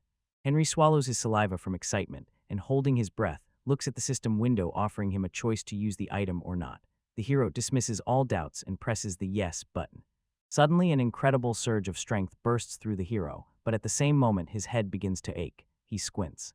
Suddenly, a system sign appears before him, slightly increasing the chance of a critical physical hit. The probability of dealing greater damage with a physical attack increases by 3. The system tells him that the small increase in the chance of a critical physical hit has already been spent to deal critical damage to the enemy. You need to hit its weak spot. A weak spot is a place with noticeably lower defense, determined by 3 indicators. The Phase Dungeon comes to mind. Their monsters have weak spots in certain parts of their bodies. So far, even when he hit the weak spot with a knife, it still did no damage. The main character doesn't even imagine how much he will have to raise his attack power to deal such damage. He currently has only 10, and he reaches for the dagger in the sheath. The boy pulls out the dagger and looks at it with a determined expression. Henry thinks that the main thing is the first step is taken, and now, perhaps, he can kill the monster and level up. The main character smiles modestly and blushes a little. He is very excited. His heart is pounding wildly. He quickly runs to the fortress. He can't wait to find out what chances this insignificant hobby of physical crittering has. One question also troubles him. What does this barely noticeable increase in the chance of a physical crit mean? He thinks that if there is a small one, there must be a medium one too. The boy assumes that small is medium, and then significant. When he collected the Books of Truth, he managed to raise agility to level 1150. He also wonders what will happen if he returns, and the same applies to the Book of Knowledge. The hero smiles and realizes he must try it. He quickly flees from the monster. Henry has already collected several books of knowledge and looks at his loot with an admiring expression on his face. He is wildly excited and terribly curious about what will happen next. At first, the boy wants to know if a minor can become a medium and presses the yes button again. Henry the Initiated opens his mouth and shouts loudly that he thought so. The system reports that the skill has been used. Now the chance to deal powerful physical damage to the enemy has increased by 7. He still wants to know what a significant increase means. Henry presses the yes button again. He shouts loudly and joyfully. The system again says that the skill has been used. It increases the chance to deal more damage to the enemy with a physical attack by 50. He wipes his face and finally understands what he really wants to find out. The boy picks up a huge book with a sword on the cover, and Henry wants to know if there is something higher than significant increase. The system window again reports that the skill has been used, and writes that the probability of dealing more damage to opponents with a physical attack increases by 99, and the main character thinks this is an extreme hobby. Henry is impressed by what he has done, and realizes that this is not the limit, yet there may be even more opportunities ahead. He thought the main attraction was the ceiling, so he took only 3 books.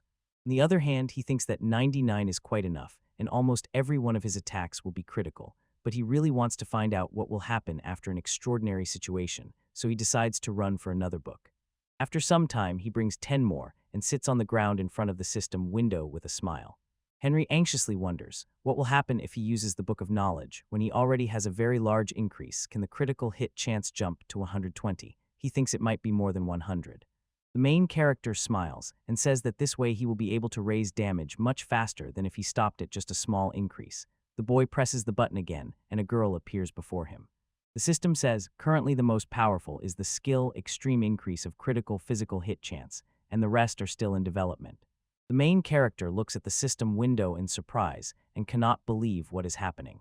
Before descending into the dungeon, make sure everything is in its place.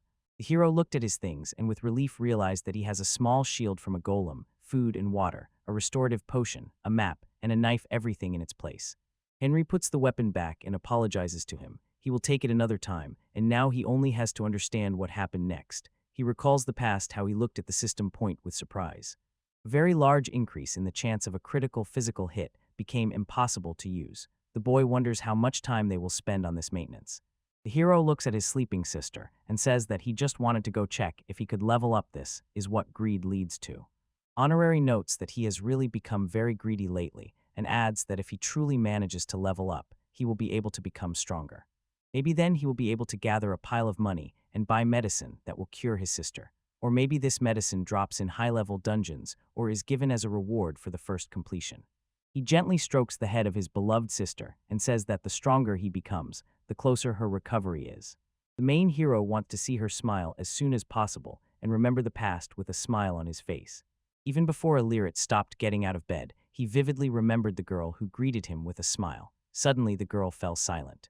The main hero looks simply terrible, all dirty and wounded. Henry puts the medicine on the nightstand and immediately goes to sleep because he is very tired.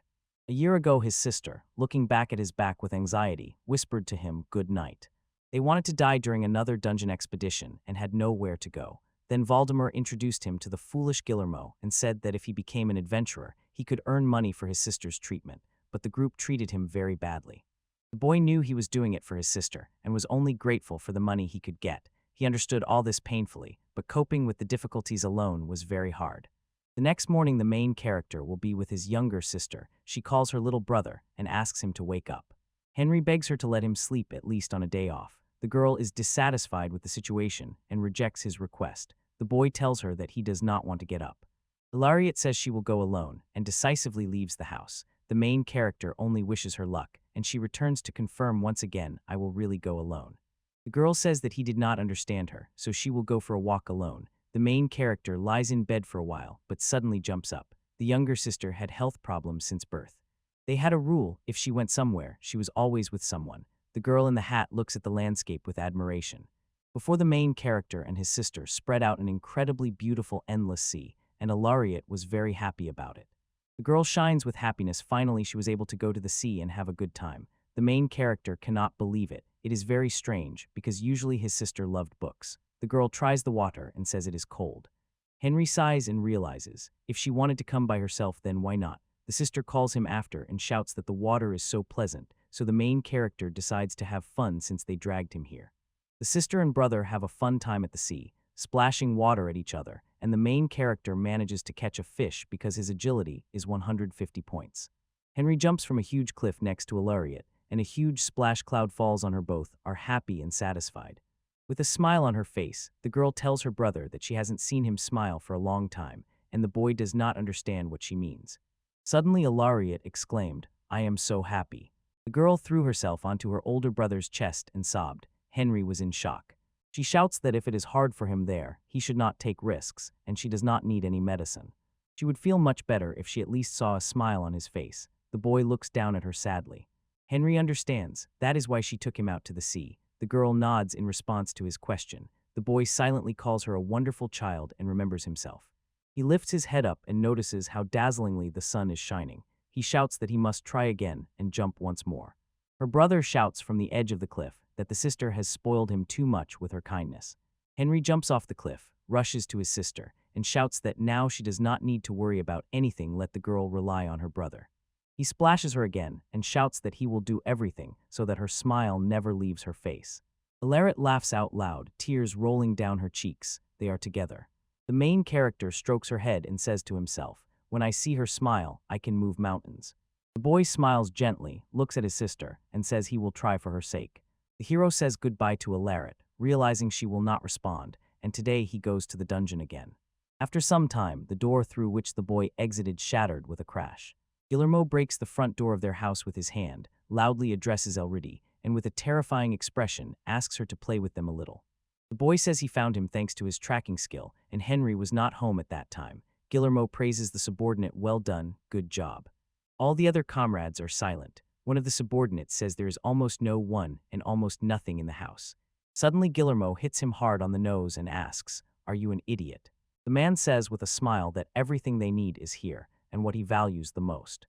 Gilmo wonders where she is. The boy asks his sister what their boss is going to do. She tells him that he just wants to torture Henry. The girl understands. He wants her to watch him cry. The man sarcastically greeted the girl, whispered that he had long wanted to meet her, and with a smug smile noted how sweet she is. He kicks the bed and shouts for the girl to wake up, but one cat she is in a coma does not react at all. Gilmo grabs her by the hair and jerks her up. He asks if she wants to have fun with him, but Elrit does not respond, and his smile fades as quickly as it appeared.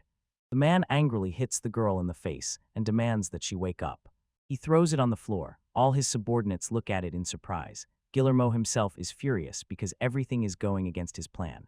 Gilmo angrily kicks her body and shouts for her to cry and wail. The man fiercely asks the unconscious girl why she does not react to his actions. A woman approaches and checks the baby's pulse. She assumes the girl is in a coma, and these medicines seem to be keeping her alive for now. Gilmo himself knows this is deadly boring. He grabs her hair again and frowns, displeased the girl is unable to scream or cry, and the man does not understand why she is needed at all and why she reproduces. Gilmo thinks about what to do with her, and suddenly a very funny idea comes to his mind. A cruel smile appears on his face, hard as stone. The man says that if he does nothing with her, then let her just lie down and fall asleep, and roughly pushes her back onto the bed. Gilmo, with a cruel smile, orders his team to follow him, and the girl does not understand what he is going to do. The entire house of the main character is engulfed in bright flames. Everyone just watches from the side, powerless to help. The noise of the fierce fire spread through the quiet neighborhood. However, Gilmo laughs loudly, looking at the burning building in front of him. All his subordinates are stunned by his actions. The girl asks if this is really possible, and the boy says he does not know the answer to her question. Only one girl gathers courage and stands up against the man. She shouts fiercely at him that he has gone mad and is doing terrible things, and the man does not understand what she means and looks at her questioningly. The girl screams that the girl, the sister of the main character, might burn. Suddenly Gilmo's face spread into a sinister, cruel smile. He says that it is very funny. The man explains that he wants to take everything from Henry, the house, money, and family, and watch how he will suffer. Suddenly a sound came from the side. A sack with money and medicine fell. Gilmo turns and greets the boy. The man says he is a little late and also greets him. His team stands in front of the burning house. The main character looks stunned at his burning house and at the enemies. The main character's house is on fire. He watched intently, put his hand forward and broke his. He opens his eyes wide in surprise. He quietly asks where his sister is and if she was inside. Gilmo tells him that she is well roasted inside and points to the burned house. Henry passes by him. He goes to the charred house. The guy asks the boss whether to kill Henry. Gilmo stops him with his hand and says it's still too early. He kneels before the burned house and calls his sister's name. His whole body trembles with a thin, barely perceptible tremor. The main character leaned back. A grimace of fury and despair distorted his face. Tears of rage roll down his cheeks, and Gilmo watches with pleasure as he screams. The man asks him to scream and cry. He wants to see the main character fall into despair and asks to be shown what he desires. Gilmo asks the main character if he considers himself guilty and says that Henry is wrong. His sister died because of his weakness. Gilmo shouts that she died because of his weakness. The boy bursts out screaming, engulfed in rage. Before his eyes run memories of his younger sister, how she read a book, how she wove a wreath, how they played pranks together at the sea on a day off. She was always the dearest person to him, and her image never leaves his thoughts. The main character stops crying and just quietly sits on his knees, while behind him Gilmo laughs loudly and contentedly. He says that it is an incredible feeling and asks the boy, "What can you say?" The man asks him to show him everything. Henry barely rises from his knees. Gilmo demands to see despair. His face distorted with horror, the main character turns around. But on his face only iron confidence and unwavering determination. A single tear rolls down his cheek, and in his eyes readiness to kill his opponent. The man looks stunned at his own face and asks what is wrong with it, while the team boss simply does not like how it looks. He shouts loudly, asking him, "Do you understand whom you dare to look at like that?" In Gilmo's opinion, he is nobody. At that moment, Waldemar stands on the balcony and is confident that the fight will start soon. He assumes that in this clash, Henry will easily be able to escape on his own, using evasion. But as soon as he realizes that he is a coward who showed his back to the enemy, he will be forced to deal with him himself, although he has long been engaged in something interesting. Turns out the main character meets a person whom fate itself has smiled upon. A system cat emitting dazzling light appears before the main character. Of course, the word fate here is too small, it is rather the sprouts of applied efforts. The main character is stunned to see that a status bar has appeared by itself, and everyone else is deeply surprised as well. Suddenly, a young girl appears on the system panels and says she has come to announce the introduction of a skill that was previously unavailable. The main character freezes in shock. The system says that he has already confirmed the use of the Book of Knowledge for this reason right here and now, so the skill will be updated. Now his ability wildly increases the chance of a critical hit in physical attacks. The light completely envelops the boy's body. The girl is confident that he will be satisfied. The boy is surprised by her skill. At the moment when fate smiles upon him, he can either miss the chance or seize it and move on. If the second really concerns the main character, then he has a chance to become a first-class adventurer. He dreams of it. The main character's gaze is serious and emotionless. Henry takes his blade in hand. The young guy does not worry at all about the aura surrounding the main character's knife. His girlfriend from the same team says in shock that she has never seen anything like it. The guy has no idea what this skill is. He turns to the boss and says that he does not like it. He smiles and wonders why they were afraid of Henry. The man says he only has 10 first-level attacks. According to him, it won't even leave scratches on him, so he is not worried about this skill. Even the acceleration he boasts about will become useless when his world ends. Gilmo shouts that he will kill the main character, and the man says that Henry is the first who dared to look at him with such a bloodthirsty gaze, and to this day, everyone who stood in his way to the Big Three eventually ended up on their knees before him. But the man says that he is the only one who, no matter how many times he tried to kill him, never knelt before him, and the very fact of his existence drives him crazy. Gilmo takes out a gun and says that today it will all end. The gang boss says he will kill him with this thing and feels his blood boiling. In his hands is a battle axe of despair, about 2400 power, and if the enemy is lower level, the attack increases by 25 times. The man orders the boys to stand still and grimly says that he will immediately kill those who are dissatisfied, and Gilmo notices that he hasn't felt this way for a long time. Two opponents stand facing each other. The main character pays no attention to his words. The man asks if he is going to attack. He instantly apologizes and says that it is a stupid question, he will cause no harm, so in that case he will start with the fastest attack. Gilmo delivers a lightning-fast strike. The man is mentally convinced that the main character will not manage to dodge with his evasion. But suddenly the aura around his knife disappears, and he involuntarily tenses up. Suddenly he realizes that the boy has given up, understood that fighting him is pointless, and simply lowered his hands, and a smile appears on his face. In this situation, the man will simply kill the main character. He already thought that Henry was brave, but it turned out that Henry's life will end as insignificantly as his own. He shouts to the boy, "Die." His weapon lowers, but Henry remains intact. The man is stunned, his attack failed, and he cannot understand whether the boy dodged, since he did not even move. Suddenly, his subordinate shouted to him. The girl shouts for him to pay attention to his hand, and the man looks stunned at the hand that the main character cut off with an axe. Gilmo looks at the severed limb and loudly screams in surprise and pain. His terrible scream echoes around, and he bends over the hand, trying to stop the bleeding. The man does not understand when he managed to do it, and when he cut off his own hand. Gilmo wonders if he did it. The main character stands motionless, not reacting to anything at all. The man asks Henry if he did it. You shout that he couldn't, he only has 10 attacks, and suddenly the guy dies and still manages to ask him if that's exactly what it's about. Henry says that the fatal blade is in his hand. The boy shouted and warned that this skill would bring him the same pain that Alaret had to endure, and the man looks at him with surprise. Subordinate Gilmo froze in shock and horror, watching as her boss squeezed his wounded hand. The man nearby says that the boss's defense among adventurers is by no means small, immediately straightens up, and says that on the contrary it is quite high, and Gilmo himself does not understand at all what this skill is and how it could have happened at all. Gilmo repeats the main character's words and mockingly says that it is absolute nonsense. The girl from his team launches a search for the enemy. She screams that they are all fools, and Henry could not have done such a thing, could not have cut off his own hand so that no one even noticed, and she considers it obvious that his friend is hiding somewhere here. But the friend intercepts her and says, Henry did it, he is the most skillful in the group and saw everything. When the attack was about to begin, Henry suddenly leaned back, cut off his hand, and turned back. The girl is surprised and does not believe that this is all, while the boy just smiles. He did it instantly, his agility is much higher than hers. None of them can stop his attack. Gilmo shouts that this is exactly what he wanted from the start. Suddenly the men felt his body gradually recovering and enveloped in a faint light. The boy did not react at all, and Gilmo understood. This was his assistant providing instant help. The girl screams that it won't last long, but at least it will stop the bleeding. The man looks at her in surprise. But suddenly his surprised expression changed to the most terrible rage. He suddenly lunged forward and struck the girl in the face with all his might. Her brother immediately runs to her and helps. He asks the boss why he is doing this, and the boss says he ordered his subordinates not to interfere.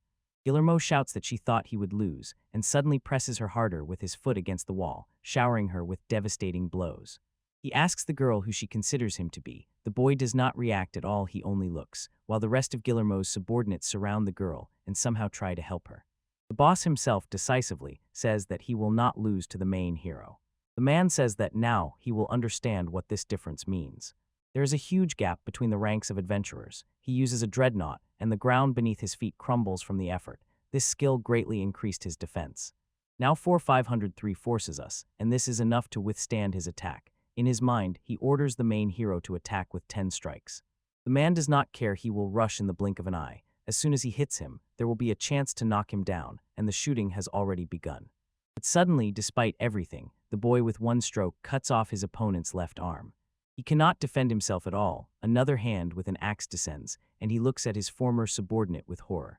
The man screams in pain and rage. He raised his defense and does not understand how it happened. Gilmo wonders if this will not be enough. Meanwhile, the main character opens a can and drinks its contents. Gilmo realizes that he could not repel his deadly blade technique. The boy says that all his plans are useless. He explains that this skill ignores the enemy's defense, and he will not forgive that man for what he did to him. The man sharply turns to his subordinates, asks why they stood up, and demands their help in fighting the boy he once humiliated. All his assistants are confused and do not know what to do, and he shouts to them, "Quickly kill the boy." His entire team is petrified with fear of the main character, all froze and look at Henry. He looks incredibly frightening. Now they understood that the boy can turn any armor into paper, wherever they hit, and the strike itself is impossible to notice. All three realize that this is suicide. The man shouts at them to listen to what he says, insistently demanding help, but even the girl who previously tried to help him just closes her eyes and lowers her head. Gilmo suddenly realizes his futility and begins to run away from the boy. Henry asks him, "Where are you?" He catches up with that man and hits him, and then Henry suddenly strikes the opponent in the back. He activates the Doomblade skill and cuts the enemy in half. Then the young man finishes the attack with a series of lightning-fast strikes. The enemy is defeated, falls to the ground in a puddle of his own blood. The comrades of that man sadly lowered their heads and realized that their boss had lost. The tired girl calls Gilmo by name. Henry stands over the fallen enemy and cannot believe that he, one of the great trio of Garabas, fell at the hands of a first-level prisoner. Gilmo's comrade was told that they needed to run faster because after the boss, Henry would rush at them. The girl said that if that is exactly what Henry wants, she is ready to atone for her sins. The girl said that in this group, Gilmo did whatever he wanted, and they just watched and rejoiced, but this time his action crossed all boundaries. Henry threw his sword, and the guys froze in surprise. Gilmo groaned as he lay down. Henry sat nearby and swung his fist. He hit the man right in the head and dealt him 10 points of attack. He clearly remembered the face of that man at the moment when he said that he was the only one who did not kneel before him. Henry said that no matter what man humiliated him, he did not give up and endured everything that happened. The young man began to cry. He endured all this because he had a lariat. No matter how much the man beat him, no matter how much he fought back, he always knew that Elarit was waiting for him at home. He could endure all this only because of her smile. He will do everything so that her smile never leaves her face. Eventually, he promised her now. The young man does not know how to live without her. Gilmo's comrades looked at the crying one who was being honored. The man sat down and said that he was also ready to pay for his sins. The girl asked in surprise if they really suggested that she run away alone. The young man shouted that it was all his fault. The girl said that they did not stop him, so they were also guilty. The young man asked if they could have stopped him, and the other girl said that the man was a hopeless egoist, and it was never easy with him. Because to die alone, what kind of loneliness is that? So she decided to stay close to him. Suddenly, she noticed the man stirring. The man screamed and went mad. He bit into Henry's shoulder with his teeth. The comrades could not believe that the boss could still fight. The man said that this was no longer a fight. It seems this is his true fighting instinct. Henry was confused in this position. He could not dodge. Suddenly, Gilmo said he would not die alone. Henry guessed. Gilmo said he would take Henry with him and then use the self-destruction skill. Suddenly, a sword pierced Gilmo's head. Everyone was stunned. Gilmo turns his face to the attacker. Henry did not understand what had happened. Suddenly, he saw a tentacle and again could not comprehend what it was. Suddenly, he saw a hand. Suddenly, a familiar silhouette appeared. It was a Laret. The girl addressed the man by name. The knight thought he had seen a ghost. The girl said that she had seen it too. The girl stood before them. They could not believe she was alive. Her house had burned down completely. The boy asked, "Who is she?" The girl greeted them and said her name was Someone. She had no name, so she called herself Someone. The hero ordered her to stop the mischief and answer who she was and why she was in this body. The girl whispered that she was very grateful to him. Those were unrealized data that he had retrieved. Someone borrowed the appearance of the girl. Once long ago, in some kingdom, in some state, data appeared and they were given only content. These data dreamed.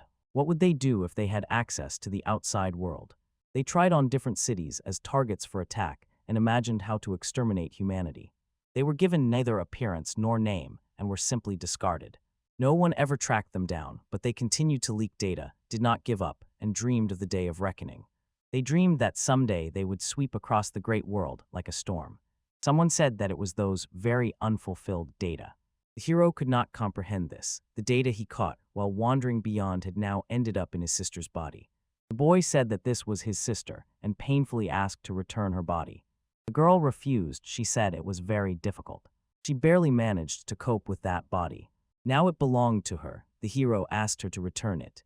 He asked what she intended to do with his sister's body. The girl said that she brings misfortune to humanity, and that is where she sees the meaning of her existence. The boy could not believe that his sister had turned into a monster. This is a monster that appears suddenly and cannot realistically be destroyed by a single group. It is a catastrophe of universal scale, which can only be overcome by the combined efforts of many groups. One of the knights threw a fireball. Someone said it's pointless, she is very strong. She said that to adapt the opponent to them, one more would be enough. Someone said that they should have fun creating monsters. The girl said that it is very simple. Anyone who had a special gift for creating monsters could do it. She asked everyone to repeat after her. First, prepare the body. The higher the traveler's level, the stronger the monster will be. She asked to imagine that they were molding plasticine. The man's hands were already in place, and the forehead had healed earlier. Someone told him to eat her. The monster devoured half of the girl with one bite. One of the adventurers rushed into attack. The girl ordered him to eat them all. She said that she felt sorry to call him just a monster. People around instantly started running. Someone said she was his mother. She said that this should be approached responsibly and give him a name full of motherly love. The girls saw that the monster had already finished the meal. The entire group of adventurers was devoured in an instant, although they all had high levels. He devoured high-level adventurers and grew a little. The girl sharply ordered the shapeless giant to attack. The boy suddenly realized that the monster would attack the city. Until now, he had taken on bosses of any size, only because he knew how to dodge. Now in the fight with the monster, he used up all his mana and all his potions. He had never defeated the boss before, but he couldn't just let this monster go. The girl was blazing with indignation. How dare they resist her? The boy didn't understand what was happening. Someone shouted, "Don't stick your head out," and added that she occupies this body. She suddenly froze. The girl said to the boy, "We need to run." Elrat said that she would hold back the giant without a uniform, so the hero would have to escape. He replied that he couldn't run away. The girl said that the monster is getting out of control, and she won't be able to restrain it for long. The main hero began shouting her name. The girl asks what he is doing and says that her name is Someone. She said that she immediately took control as soon as the girl was hit on the head. The boy asked if she was really his sister. The girl said that one of them gets to her from the outside and the other from the inside, and called them a noisy family. The girl told him to listen carefully. She had waited a very long time for the body on the other side, and finally managed to get it and break free. Someone turned to the shapeless giants. She said that first he has to defeat that boy, because she was tired of him. Instead, the monster attacked the girl herself. The main heroine did not understand why she froze in place. At the last moment, the shapeless giant told her that he would not obey her orders and would only do what he wanted, so she better not interfere. She barely got out, but it seemed as if nothing had changed. She was again needed by no one. People always treated her like trash, and she did not understand what she had done to deserve that. She was a raid boss and came to bring misfortune to humanity. Someone said that she would destroy the world to its very foundations. The main character grabbed her. The boy asked if she was okay. The girl could not understand whom to blame for her sin. The monster told her that he hated her, and it turned out that he also wanted to kill her to become free. She said that since she was a raid boss, everyone hated her. The main hero promised that he would protect her. He assured that if the monster wanted to harm her, he would protect her, but the girl coldly cut him off, saying he was no better than the others. She said she did not want to protect her, but the sister inside. She called him a liar and said that more than anything, she could not stand people like him. He admitted that he was a worthless brother because he could not protect his sister. He said she was right, he wanted to protect her, and hated her for taking his sister's body. However, it was thanks to her that he was able to see his sister again.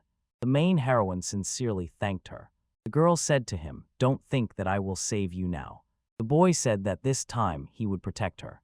Someone called him a fool and said that he would not be able to defeat him.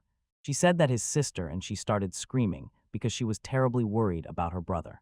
The girl called her to chat a little. The boy completely exhausted his mana. It was all spent in the fight with the monster, and all the potions too. He had to somehow replenish it. When Gilmo's group was killed, items dropped from them. At first, he wanted to try to enhance the mana elixir.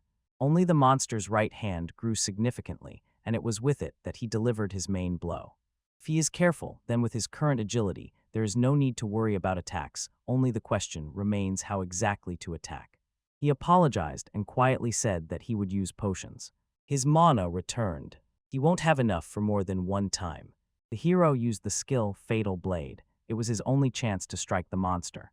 Doomblade is a skill that ignores the enemy's defense. To activate it, one accurate hit is enough. Mana consumption varies. It all depends on how strong the enemy's defense is. He has a maximum mana of 90. During the battle, he drank a potion 4 times and each time fully restored his mana. If he doesn't defeat it before the potions run out, he will die. The hero thinks that even if he breaks through its defense with his deadly blade, with such a short dagger, he is unlikely to deal it serious damage. He had to get rid of the giant using only a dagger. On top of that, there was a limited amount of mana true madness, but he had no other ideas. He had to destroy the monster from the inside. At some point, a crazy thought flashed through his mind. What if the defense is so powerful that mana consumption exceeds his maximum reserve, and during the attack itself mana runs out completely being inside, he won't be able to get out anymore. He used the skill Deadly Blade more than once. The hero continued to use it. Each use consumed 30 magical power, so the monster's defense was around 3,000. He needed to analyze its weak spots. The main hero has already used all the potions, and now everything must be decided. If he does not defeat the monster now, he will have no other chance. The monster easily grabbed his leg, stretching out a hand from under the ground. It is not at all easy for the main hero to defeat it. The boy wanted to use the evasion skill. The bones in his hands crumbled to pieces. He did not feel his left foot at all. He had to drink the potion as soon as possible. The boy could not find his bag. The monster's wound healed. The hero forced himself to stand. He had only 25 magic units left, so for some time he could only evade. The girl cut it in half, and he could not believe it. She said that she was watching everything from inside and was terribly worried about her brother. The boy bowed his head and apologized to her for making her watch all this. The girl told him, "Stop fighting alone." The wounds healed and he felt all his strength again. His sister could not have such an ability. She was not an adventurer, but someone else's body could. Elaric confessed the girl inside her. They talked, and she agreed to lend her body for a short time. She said that when you are outside, the voice from inside sounds really loud. Someone was unhappy, so what they talked about remained their secret. The girl whispered that she could not stay in this body for long. The boy asked her to tell about herself. Elaric said she did not want to miss a single second while they had the chance. Now there were 2 monsters, because the girl cut him in half. The boy asked her to step aside. She said she would fight too. When it became hard for her to walk, she took up household chores. The girl suffered every day, watching him have to risk himself in the dungeons because of her. Ileret asked to be allowed to fight alongside him. Now she found herself in another person's body. The main hero told her, "Don't do anything foolish." She replied, "As long as he is near, I am ready for anything." It all came down to one question: how could they defeat that monster? His attacks still remained primitive. He easily dodged them. The girl said she couldn't dodge as gracefully as he did. The monster could regenerate, and again their numbers increased. These monsters could not be cut in half. Even if attacked, he would immediately recover. Ileret said to herself, "Do not give up." The boy unleashed a deadly blade. The monsters reproduced again, so the heroes had to urgently unite. The boy activated the evasion skill. They could not defeat the monsters, so they had to figure out how to harm them. The girl said she wanted to check something. That boy said that Ileret was right. If the monsters could not be cut down, then a strike might work, but he himself could not try such a fighting method. And they even flew straight into a burning house. Maybe the fire would also harm them. The hero did not know how to defeat those who could not even be scratched. The boy saw a hand grabbing the girl. Even the tip of the severed hand regenerated. But it was very small, so the boy with one move cut it off with the deadly blade. The main character said that he finally understood how to defeat the monster. He asked the girl to listen carefully, promised to distract it, and she in the meantime should share it as much as she could. He couldn't do it with a knife, so he placed his hope on her. The girl said that if she did it, there would be more of them. The boy asked her not to worry and said, "Trust me." He told her that she could handle it. He believed in her so much that he even agreed to be the bait he was sure she would manage. The girl herself wanted to fight it. The more she cut them down, the more of them there were. But there were fewer of them. But the smaller they became, the faster they recovered. Alone they were weak, but there were too many of them. The main character said that they defeated one monster, and it was all thanks to his sister. The girl said that she knew he would come. It seems that if you cut it off, it only regrows to the size of the cut-off part, and even this reduction has its limit. The smaller the monsters, the less mana they consumed. When he cut off the tentacle that grabbed his sister, he spent only 7, and when he destroyed the baby, only 1. The embrace of angels fully restored strength and mana. Now that they knew how to deal with them, they wanted to finish with them as soon as possible and spend the rest of the time together. They said that if they were together, they could not be defeated. Ileret said that they needed to deal with the monster before it caused them problems. They could not allow it to reach the city. The hero thought he would never see his sister again and would remain in the depths of despair, but now she was nearby. He said she was right and suggested ending this nightmare together. Finally, everything was behind them, and the day felt incredibly long. Suddenly, a status bar appeared. The main hero's level rose to 2-2. His sister said with admiration that it was wonderful, and he leveled up for the first time. Before this, he had not gained experience because he could not deal damage to the monster, and experience depended on how much damage was dealt in battle. The more damage you deal, the more experience you get, and killing the monster gives you even more. Now he was no longer a first-level prisoner, he finally succeeded. The main hero's level jumped again because he killed a high-level monster. The greater the difference between the adventurer and the monster, the more experience he will get for killing it, and this first-level guy just defeated a monster created by a raid boss. His level rose by 1 again. His level sharply jumped several times. He could not believe his eyes. His attack also sharply increased. He was already self-conscious because his attack had never risen above 10. The thing that pleased him most was that the attack finally increased, and because of this he felt stronger, so his level kept rising. She told him not to hold back just because she was nearby. He did the incredible save the city in her, so he had every right to rejoice wholeheartedly. The hero could not understand how he deserved such a wonderful sister. He could not believe he had immediately risen to level 15. He still could not come to his senses. The girl said she was also terribly happy. The skill of sword mastery is acquired by killing a certain number of monsters, specifically with a sword. This was exactly the skill of wielding a certain weapon. Even holding it in your hands without this skill, you get no benefit from it. Due to a lack of weapon skills, his attack was only 10.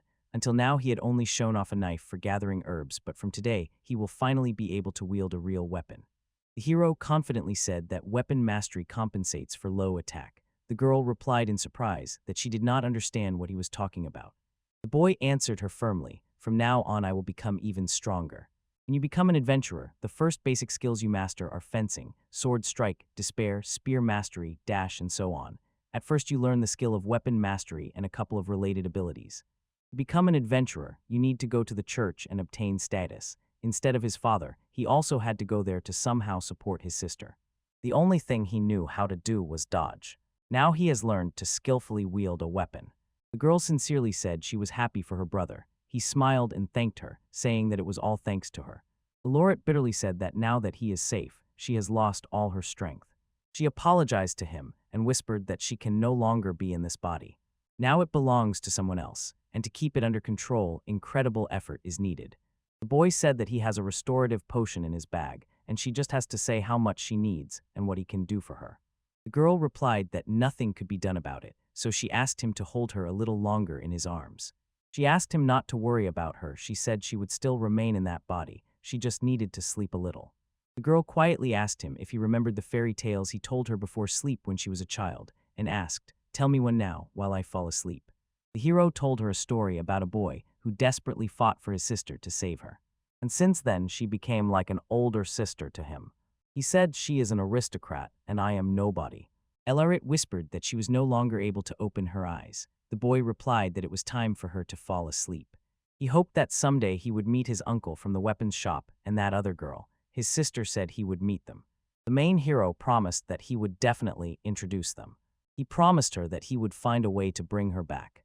The girl asked him, "Be kind to someone."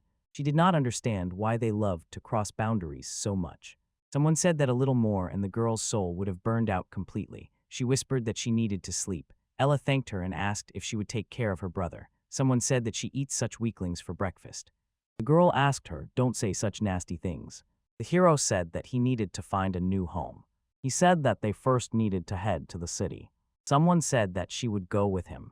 The boy asked her if she was sure the city was full of people and asked her to promise that she would hold back. She asked if he could promise not to break any toys when there was a whole pile in front of him. Someone said that in that case, she would stock up on patience. The boy thought that her perception of the world was completely different from the human one.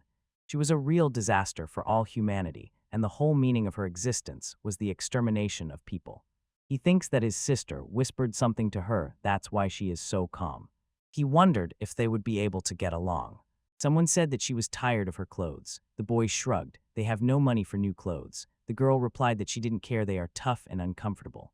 She asked if it would be possible to undress when they reached the city. The hero said that it was not appropriate to do so in the city itself. The boy thought the girl had spotted something in the sky. He said that with her, you never know what to expect. The hero had met this man more than once when he was with his father, and was very surprised that he was now doing this next to him. The man laughed loudly and said he was surprised why the report was delayed. No one even dreamed that Beno's child could kill Gilmo. The hero spoke up, "What are you talking about?" He stood not knowing what to do, thinking about what that man would do to him if he found out that Gilmo was dead, and he did not want to go to prison at all. The man asked why he was so tense. He replied that he would not blame anyone for it and would not talk about it with anyone. He said that in their city, if a place in the Big Three became free, someone would immediately take it. When the place became free, he looked around and asked, "Who will take it?" The boy did not understand how he could know that. The man said that the main hero must take a place in the Big Three. He could not understand why this had to happen to him. The city was full of other cool guys who would have gotten angry about such a thing. The man assured that he would prepare everything. He said that the information he received was really very useful. The main character stood in ignorance, what information was being referred to and what he needed to prepare at all. Someone asked if the man had already left. The boy asked where she had been all this time. The girl replied that her instinct told her she should hide. The man said that no one could have imagined that Gilmo would lose the fight. The city became more interesting. There is a tea set on the table. Oria says that the tea smells wonderful, takes a sip and smiles. The taste seems simply incredible to her. The blacksmith frowned. It seems he does not notice such subtleties at all, and this is exactly what he says to the sorceress. He slammed his fist on the table and exclaimed that this is actually an arsenal, and the girl smiled awkwardly and apologized, saying that she has been coming here every day for some time, and therefore. The man takes a sip with an impassive face and says that he fully understands the desire to drink tea and relax. He says that it must be very hard to sit and wait for the person dear to him, especially knowing that the only thread between them is the weapon shop. the blacksmith asks the sorceress if he understood everything correctly, and Oria blushed. The man recalls how she once asked if Henry had come. He asks if she never got the chance to thank that boy for saving her. Oria replies that this is indeed the case. Now she feels as if the moment has already passed and cannot find another reason. The blacksmith sighs sympathetically and asks if the girl thinks it is already too late to do anything. It seems all that remains is to gather courage and call Henry herself. The man will support her. The witch agrees that this is a good idea and thanks the interlocutor, and suddenly, the man remembers something important and rummages in his pocket. He unfolds a folded piece of paper and asks the sorceress if she knows anything about it. The paper talks about a new dungeon, and Oria in response takes out the same sheet and says she also received it from the guild.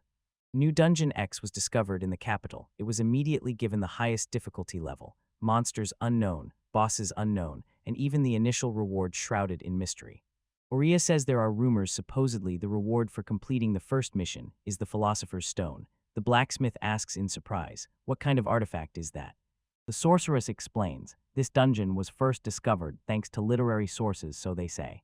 They say the Philosopher's Stone is a universal panacea that can cure any ailment, and even revive the dead. This statement makes exactly the impression on the man that they wanted. He says it must be a very valuable thing.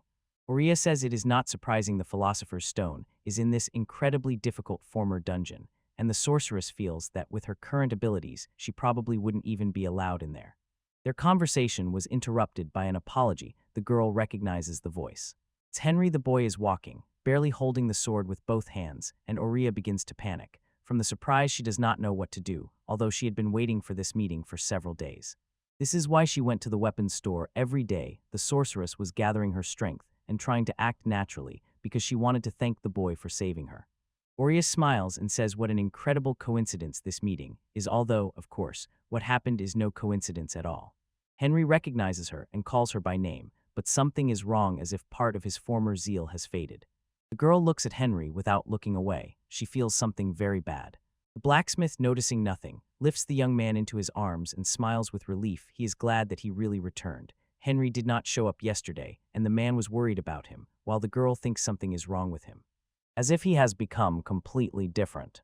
Oria is silent, not taking her eyes off what is happening. The blacksmith asks if Henry brought the sword for sale. Hearing the affirmative answer, he goes behind the counter. Gaining courage, the sorceress called Henry. He, as if nothing happened, turned around to find out what they wanted from him. The sorceress asks if something happened to the boy. Henry is silent for a moment, but still says that nothing happened, everything is as usual, and Oria does not believe him. Henry's eyes are completely empty. He is crying, but he himself seems not to notice it, and when the sorceress tries to find out the reason for the tears, he again asks in surprise. The boy looked at the tears on his palm in surprise and whispered aloud, "What has come over me?" Thinking even more about Oria, Henry hurriedly wipes the treacherous moisture from his eyes. In his thoughts, he scolds himself for weakness. After all, he promised to behave as usual. He has no home, not a penny in his pocket, and he has no idea how to cure LRIT. And now Waldemar appeared as if from nowhere, and he wants the boy to take his place in the Great Trinity. Henry met him only once, when Waldemar introduced him to Gilmo's group, and it ended very sadly. Does he really want to drag that boy into some adventure again? The blacksmith and the sorceress are terribly worried, and Henry would like to ask them for help. But you can't explain to them everything that happened. And it turned out that his sister became a raid boss. That Henry dealt with Gilmo. After all, this boy passed through walls using evasion. If he decided to ask these people for advice, he would have to tell them things that simply cannot be said. Henry wipes away tears and asks him for forgiveness. He forces a smile and says that everything is fine. The boy says he just wanted to sell the sword. The blacksmith reluctantly agrees. But Oria is not so easy to fool, and she demands that Henry slow down. She demands that the boy stop acting foolish. It's clearly visible that something is wrong with him. The girl says that if he doesn't want to share, she won't pry into his soul. But it was naive to hope that one could just pretend nothing happened and no one would notice. The sorceress announced she has a task for Henry today. He is going on a date with her. The boy blushed and looked at the girl, who was scolding him in shock. The blacksmith notes that it was said aptly. He gently strokes Henry's head and quietly says that if he keeps everything inside, nothing good will come of it. In such moments, it is important to change the environment. The boy is silent, torn by conflicting feelings. Oria grabs his hand and persistently asks him to go with her. Henry tries to resist, but the girl stubbornly pulls him along. The blacksmith smiles at them and gives a thumbs up. She holds his hand tightly. Despite her outward confidence, Oria is drowning in shame inside. She thinks that grabbing the boy's hand was reckless. She wanted to invite him more delicately, but she easily drives away unpleasant thoughts. The sorceress sends them to hell, and it doesn't matter. Henry is feeling unwell now, so today she must do everything to somehow cheer him up. Suddenly someone outside sharply flung open the door of the weapon shop, and they hit the sorceress right in the forehead with full force. It seems that the one outside got tired of waiting for Henry's return. Meanwhile, Oria, pressing her palm to her forehead, comes to her senses and tries to understand who could possess such power. The girl, with a dissatisfied tone in her voice, briskly grabs the boy's hand and pulls him outside. Henry barely resists, remembering that he asked his friend to wait for him outside, and the girl is already asking where he is going. Oria grabs the boy's hand again, but Chan does not let go. He pulls him away.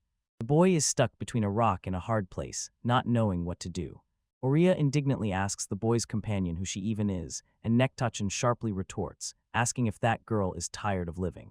Chan says that Henry is his toy, and she gets very annoyed when someone tries to take her toys away. This boy feels something is clearly wrong here. How can he explain to Arya who Nekto-chan is? The sorceress is irritated by such a brazen statement and sharply asks what made the girl think she has the right to behave like that with Henry. Someone casually asked the boy who Oria is to him, and the girl instantly blushed. She answers that Henry is her comrade in arms and the man to whom she owes her life. Although it is not that feeling, the sorceress feels something different towards the boy, and she is so embarrassed that she only stammers trying to say it. Someone Chan roughly hugs Henry and says he can personally prove their connection, and if Oria is so curious about how exactly, it turns out that she and that boy actually live together. These words discouraged the sorceress. She has her own associations about this. Oria turns away and wipes the blood from her nose with a handkerchief, while Henry scolds Chan behind her back and asks why she is setting him up like that. The boy calls the sorceress, apologizes, and introduces his companion, his younger sister. Supposedly she had been lying in bed all this time, but now she has finally woken up. Oria, stunned, asks again about her younger sister. Someone, Shan, frowns and says that if the girl says that word even once more, she will finish her off. Someone, Shan, says that Arya knows nothing, so she shouldn't go where she is not called. Henry says no one needs to be killed, and there's no need to be so rude. The sorceress remains tensely silent. The boy tries to apologize to Arya and says they urgently need to find a place to live, but all this time Chan keeps trying to hit him. Henry says regretfully that he is sorry, but he cannot keep the girl company, and Oria instantly becomes sad. She feels she wants to help, but it seems she knows absolutely nothing about that boy. Someone named Shan sneered mockingly, and the sorceress decided, now war. She smiles and asks Henry if they could just go to one place then. There is a delicious pie on the table, Oria notices. When clouds gather overhead, there is nothing better than something sweet. And this is the best place in all of Garabas. Henry looks at the apple pie with appetite. Unfamiliar with the food, some Shan asks what it is. The boy asks if it is true that he can eat it. The witch cheerfully says that, of course, he can. After all, it is very important now to raise morale. Someone Chan asks indignantly where the meat is. Oria replies that if this capricious companion does not want it, she can skip eating, and wishes the boy a tasty meal. Henry is simply delighted with the taste of the pie, and insists that Nektachan try it. It is so delicious, but the girl does not share his enthusiasm for food that is not meat. The boy tells the companion to sit properly and thank the enchantress. Chen, although reluctant, agrees to try, and Oria casually invites her to help herself. The girl indifferently sniffed the piece of pie and took a bite, and an effect happened that had never occurred before. Someone, Shan's eyes widened and her mouth opened. She clutches her head and, not knowing how to express the feelings overwhelming her, begins to jump and roll on the floor. What she tasted seems incredibly delicious to her. The girl yells at Oria that she is a fraud and fed her a pie to get to her brain. The sorceress only smiles and giggles. Oria smiles ominously and says that in a certain sense it is true. Sweets are a treacherous temptation. It is easy to overeat from euphoria, and this increases the body area that the enemy can attack. Nektachan got angry. Henry noticed that nothing would happen to her if she did not overeat. He again asks his companion to sit properly and eat calmly with cutlery, and the girl suspiciously asks if nothing will happen to her. The guy confidently assures that everything will definitely be fine. Henry sincerely thanks Oria and says it was very tasty. The sorceress accepts the thanks with a smile. She asks what to do with Chan, and the poor guy is still hysterical. She lies on the ground and helplessly repeats that the witch wants to get to her brain. Oria notices that she keeps saying the same thing over and over. Henry asks his comrade to come over and think carefully about him. Someone Shan suddenly jumps up and for some reason thanks Oria, covering his face with his hand. It turns out she is crying. The girl says she could not even imagine that there is something so tasty in this world. Oria thinks that somehow she picks words interestingly. But the sorceress does not even think about stopping. Theatrically spreading her arms to the sides, she announces that there is much more ahead, including meat dishes that the girl loves so much. Someone Chan opens his mouth in surprise and impatience. She points to the carcass of some animal being roasted whole and asks if it is tasty. Ria replies that it is very tasty. Then Shane glances at the grilled sausages and asks the same question, immediately receiving a similar answer. Someone Shan walks down the street happily eating the purchased treats. Henry apologizes for having to buy so much. Henry smiles and tells the boy not to worry. The girl reminds that she still owes the hero for saving her from the automatic knight, and the boy smiles and says that she owes him nothing. The sorceress blushed and said that it seems they are still on a date and went out for a snack. Someone Chan points to a shop and addressing Arya says that there is something tasty here. Henry shouts at her that today is enough and this is the last time. The witch thinks that it actually looks more like they are babysitting some child. The boy, as if defending himself, says that nothing can be done with Nektachin, or Ray laughs. The girl says that their companion is funny. Henry is silent. Chan tells the shopkeeper that she needs 3 portions, and that boy doubts the words of the sorceress. She really looks cute stamping her feet in impatience, but one day, to save Lirith, Henry will have to make an inhuman decision. Thoughtfully looking at someone named Chan, he sadly asks if there is any way to save a person whose body has been taken over by another personality. Arya asks again, not hiding her surprise. Meanwhile, Shan receives her food and raises it with both hands like a flag. All her attention is focused on this new experience. Looking at her, the witch immediately draws a conclusion and decides that it is not worth interrogating this boy right now. It would be better to wait until he is ready to tell her. So Oria says aloud that she seems to have never heard of such a thing, and Henry agrees. Suddenly the witch remembers something, hands the boy a piece of paper, and asks him to look, saying that it is written about a new dungeon discovered in the capital. Henry reads attentively, and Oria tells him that she heard a rumor. The reward for completing the game is supposedly the Philosopher's Stone. With its help, one can bring the dead back to life at least, that's what they say. But it is still the reward for completing the dungeon of the highest difficulty. The sorceress says that maybe this is the very miracle that will solve all those problems that are currently tormenting the boys. Henry tries to say something, but the sorceress, as if suddenly remembering something, apologizes saying she had no idea it could be an impossible task. The boy replies that it's all right. Henry recalls the universal principles of problem solving. If you encounter difficulties, level up. If something troubles you, level up. If you want something, become stronger. If you make an effort, you can get everything you desire. That is the essence. Be an adventurer. Oria looks at Henry in surprise, but almost immediately blushes and blooms into a smile. Nektachin interrupted their idol. She runs and shouts to the sorceress that she took everything. From the vendor's shouts behind, it is clear that the idea of paying the raid boss is alien to them. For now, this boy's problems are still here. And now he finally knows what he will do. Enthusiastically watching Nektachin's antics, Henry sincerely thanks Oria for everything. And he will start by obtaining the Philosopher's Stone. The boy declares that he will become stronger. The sorceress smiles and says she recognizes the old Henry. Oria grabbed Henry by the hand and pulled him along, exclaiming that the boy does not look like an adventurer going into Dungeon X at all. That is why the sorceress will give him her farewell gift today. Oria leads Henry to a clothing store where they instantly pick out a new outfit for him, and now the boy looks embarrassedly at himself in the mirror, while the sorceress and the shop assistant lively discuss how well this look suits him. The new outfit cost $24,000, and the girl gave it without any hesitation. Henry is shocked and tries to understand why such a huge amount was just spent on him. Someone, Shan, runs out of the cabin in horror and complains to Arya that they are trying to throw some rags on her. The sorceress squats down, listens carefully to the naive child's complaint, and adds that it actually suits the girl very well. Turns out this pleasure costs even more, but Oria calmly pulls out money, and the boy is embarrassed and says he feels awkward that she has to buy clothes even for Nektachin. For the sorceress, this is rather a reason to show off. She explains that if you constantly go into dungeons and level up, there will be plenty of money. The girl asks not to worry about her solvency. The worker says that in that case you just need to think, and Henry accepts this advice. Henry marvels once again high-level adventurers never cease to impress him. He and the sorceress walk, holding Nektachin's hands. Oria anxiously asks what happened to the boy's shield. Henry awkwardly smiles and says he accidentally broke it on a monster, and this raises even more questions. This simply cannot be. The small shield of the golem is incredibly strong, and the sorceress can break it only with powerful magic. She wonders what that boy was dealing with then.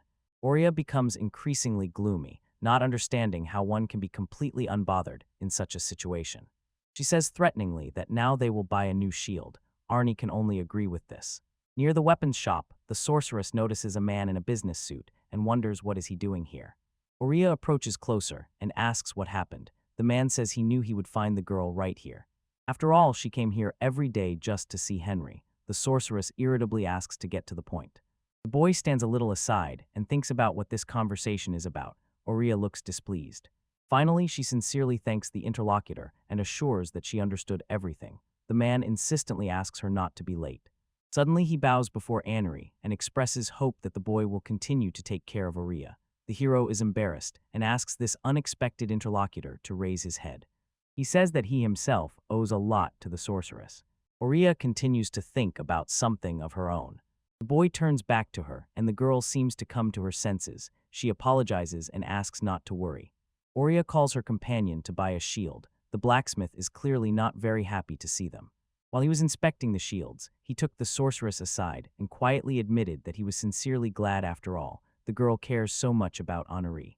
It seems there could be better places for a date here, but Oria says it's okay, she wanted to come here herself, and Henry is clearly delighted with what he sees. The man admits, probably, the girl was not mistaken about the place. Meanwhile, the boy is tensely thinking about what to do. On one hand, he wants something better than a small golem shield. Oria looks again, and Henry lingers his gaze on the shield for 50,000 Ls and decides to choose something not too expensive. If something happens, he will still have time to dodge the enemy's attack. Suddenly, Nektu-chan calls him. She suggests testing this shield for strength and asks to hold it tighter, and the boy asks again, not hiding his surprise. Chan barely touches the surface of the shield with a finger and snorts disdainfully. Her strike shatters the shield to pieces, and Henry barely manages to retreat. Unaware spectators froze in amazement at what they saw. The blacksmith wonders how the girl was able to break the shield so easily. Henry yells at Nektu-chan, asks what she is doing. She sharply cuts him off in response. Was he going to use such junk? And Ria just silently watches this quarrel.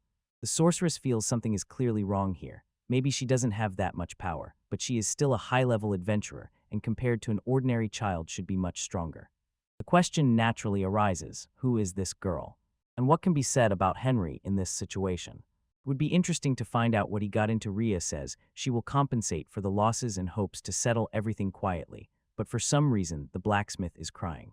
He sobs and howls, not understanding how this could have happened. He made the shield with his own hands. How could a child have broken it? The man insists that there is no need to pay anything and he does not want money. Arya tries to interrupt him, and the blacksmith said that he himself broke this shield with his own hands, so letting him go should become a lesson for him. The man tells Nektu-chan not to hold back, break everything that breaks. The girl does not need to be asked twice. She turns all the shields into a pile of scrap, and Oria and Henry decide to buy equipment here next time to somehow make amends. But one shield still attracts someone's attention. She calls the boy. Finally, she came across a worthy option, a small crystal shield in the shape of a turtle with 160,000 endurance. Henry wants to apologize to Oria, but remembering good advice, he restrains himself.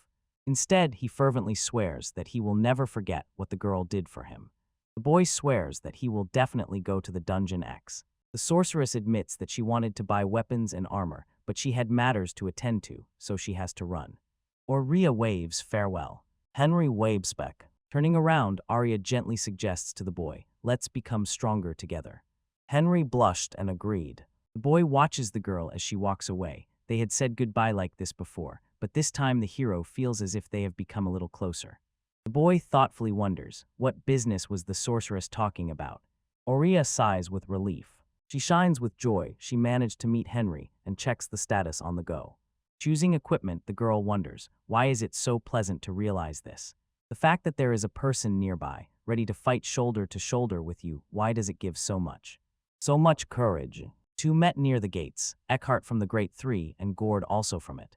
Jorg asks if Eckhart urgently summoned the Great Three, and hears a decisive no. The man says that on the contrary, he thought that Jorg himself did it, but he did not either. So only one option remains. So it turned out to be Gilmo, and they both exclaimed it aloud. Such an order suits neither of them. Eckhart throws a rhetorical question. Jorg is outraged that he was called by a person of such low status. Jorg suggests quickly resolving this in hope. He says that although the meeting is urgent, no one can guarantee that the girl will not interfere. Oria, who is observing the conversation, asks if it is about her. She says that the Shmei family will be present because Garabos is with her, and Jorg reminds that he has already told this to the girl more than once. Garabaz is a city of adventurers, and it is they, members of the Great Three, who will decide its fate. The adventurers of Gariba obey one of three clans: Scarlet Brigade, Dinaro Guild, or Nameless Clan, and the strongest in each clan is its leader, so he is the one who enters the Great Three. Jorg firmly states that the meeting of the Great Three is a gathering of adventurers, convened by adventurers, and in the interests of the adventurers themselves, so the intervention of the nobility in the city's affairs is unnecessary. The sorceress asks what happened to Garabas under the rule of the Great Three: corruption, slavery, racketeering, and robbery committed by low-level adventurers. Oria asks is their motto, "Get rid of the weak." Jorg freezes, not knowing what to answer. Eckhart notices that something is going wrong. He notices that his clan, the Scarlet Brigade, demands only one thing from adventurers to pass the dungeons: strength, and if so, then why not recognize Orish herself showed herself as an adventuress until she was nicknamed the Witch of Gaparosa. Jair laughed and said that his interlocutor had figured him out. He adds that he would not expect anything else from the Dinero Guildsi, only protect the nobility and the wealthy. Jorg says that Eckhart knows how to please the landowner, and the man prefers not to respond to that. George says grimly that he recognizes only those who are stronger than him, and he is completely indifferent to the chatter of some weaklings. The witch smiles slyly. If that is so, then they will do exactly as the man wants. The girl sternly declares that she will make Jorg regret his words. The man replies that he will wait eagerly. Eckhart offers to fight him first because Jorg decided to raise his hand against Oria, and after passing through the gates, they continue arguing. Eckhart says that the place they were invited to is too luxurious for a country bumpkin like Gilmo. It's the best restaurant in the Dinero Guild. Jorg replies that people always want to seem bigger than they are. The man opened the door and, turning to Gilmo, said that they were a little late, although they should have waited for him. Eckhart, adjusting his glasses, arrogantly asked what he intended to do if the restaurant's reputation suffered because of someone like that crossing its threshold. And the one who waits for them just laughs and says that, it seems, the men still do not know. Hayard noticed that they hadn't seen each other for a long time. Eckhart admitted that he never would have thought that the person who invited him would return to this city. Waldemar is sitting at the table opposite them and says that maybe he just decided to share information with those who adore this city. Whether to thank him or despair is the listener's choice. Meanwhile, someone named Shan approaches Henry and asks what they are going to do next. The boy replies, "First we need to find housing, but for that, a considerable amount of money is needed." The girl asks if it is about those things that can be exchanged for meat or apple pie. The hero confirms. He says that because of this, they will have to go back to the dungeon, and Chan is clearly not thrilled about such a deal. She disapprovingly asks if that boy really intends to make her drag herself somewhere, especially since Henry just exchanged the sword for money. The girl asks in surprise, why did he exchange that sword if he already knew how to fence? Henry explains that such a sword is too heavy for him, he can't even swing it properly. But despite this, the traveler's sword has helped the boy a lot all this time. For him, this sword is his earnings. Today, on the way to Garabos, habit pushed him into the Fae's dungeon, and he completely forgot that his shield was broken. There was nothing left. Henry had to use the fatal blade. One strike was enough, and since that boy entered the reward zone only after killing the boss, he will no longer be able to receive a reward for the first run. Someone Shan grabs the most important thing for himself and mockingly asks if Henry can't even shake this stick. Poor guy, he is silent and thinks that maybe for the girl it really is just a stick. But for him personally, defeating the boss in Fassel's dungeon was incredibly difficult.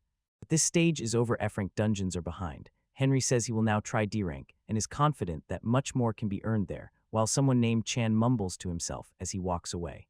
The boy suddenly notices that he doesn't like them because they remind him of that side. Henry apologizes to the girl and asks her to be patient for a while, promises that as soon as they find a place to live, he will buy her as much meat as she wants, and Chan's eyes immediately lit up. She starts mumbling about her desires. The boy asks again, and then Chan blushes and says he wants apple pie. Before Henry could agree, he lost his balance.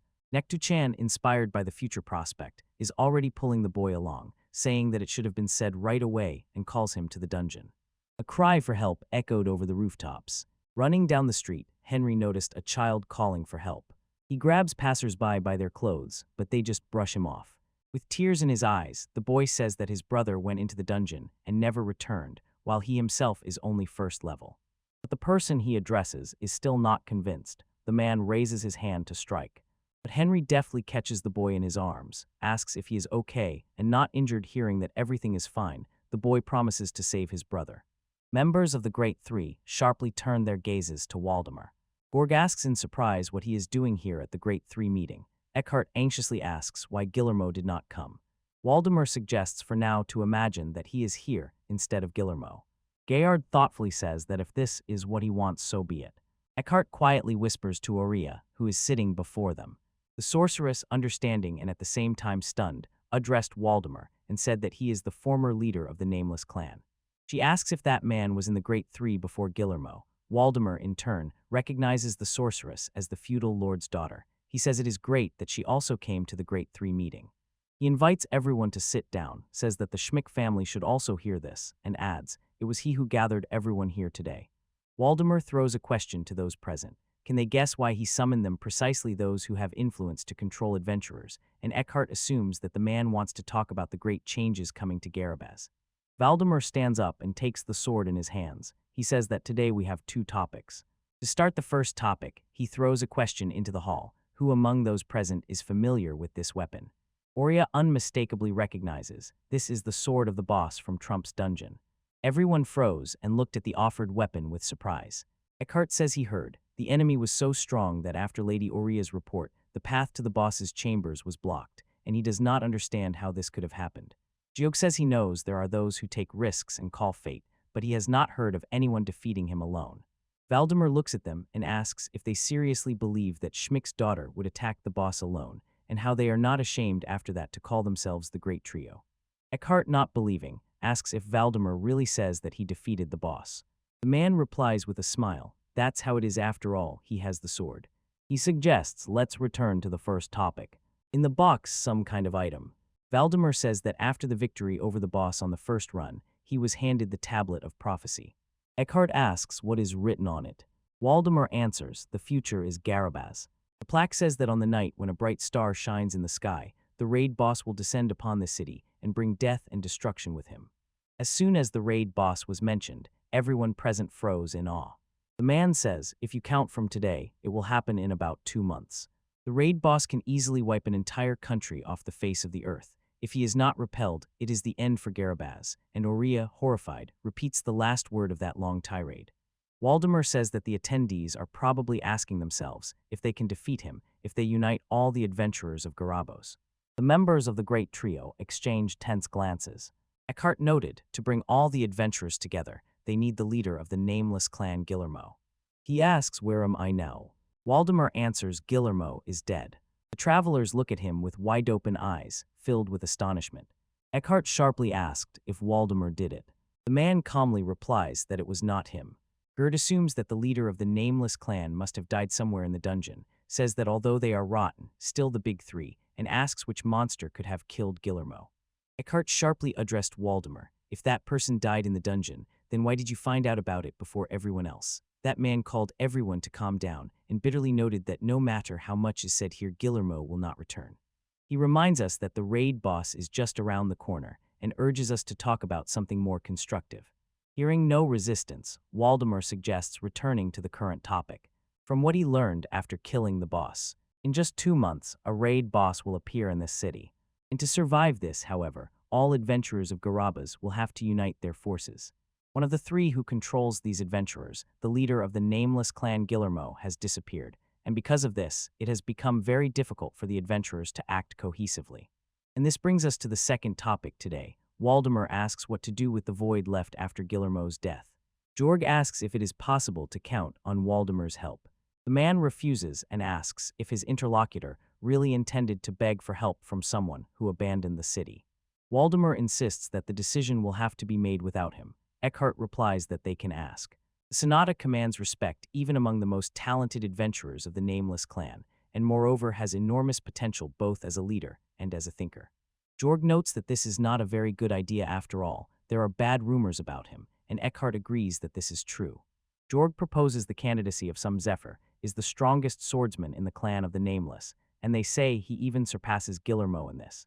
Eckhart says that this man is also not suitable. Zephyr cares only about his own power, and they need someone who can lead the clan. Men argue about who else could fit this role, and Eckhart says, Gabiner is also unsuitable on the battlefield, he simply loses his mind. Oria asks if she understood correctly that anyone from the nameless clan can become its leader, and Eckhart says that is true. Usually the strongest member of the clan becomes the leader. The sorceress says that in that case she also has someone to suggest. She recalls that the guy was in Gilmo's group, so he must also be a member of the clan of the Nameless. She suggests appointing Henry Critta to this role. Eckhart asks in shock if he is a first-level prisoner and if that girl is conscious, and Jorg coldly says now is not the time for jokes. Waldemar at first looks surprised, but immediately considers this proposal excellent. He decisively says that the meeting is over. The men try to argue with him, saying they have not yet decided who will become the new clan leader. Waldemar calmly says that his interlocutors have forgotten something. Namely, Garabaz, a city of adventurers, calling to live by its own image and make decisions fitting the wild nature of adventures. A tournament must be held to decide who is the strongest in the Nameless clan. Everyone who wants to enter the Great Three will participate, and let those who know how to fight battle for this title until their last breath. And whoever survives will become the new undisputed leader of the Nameless clan.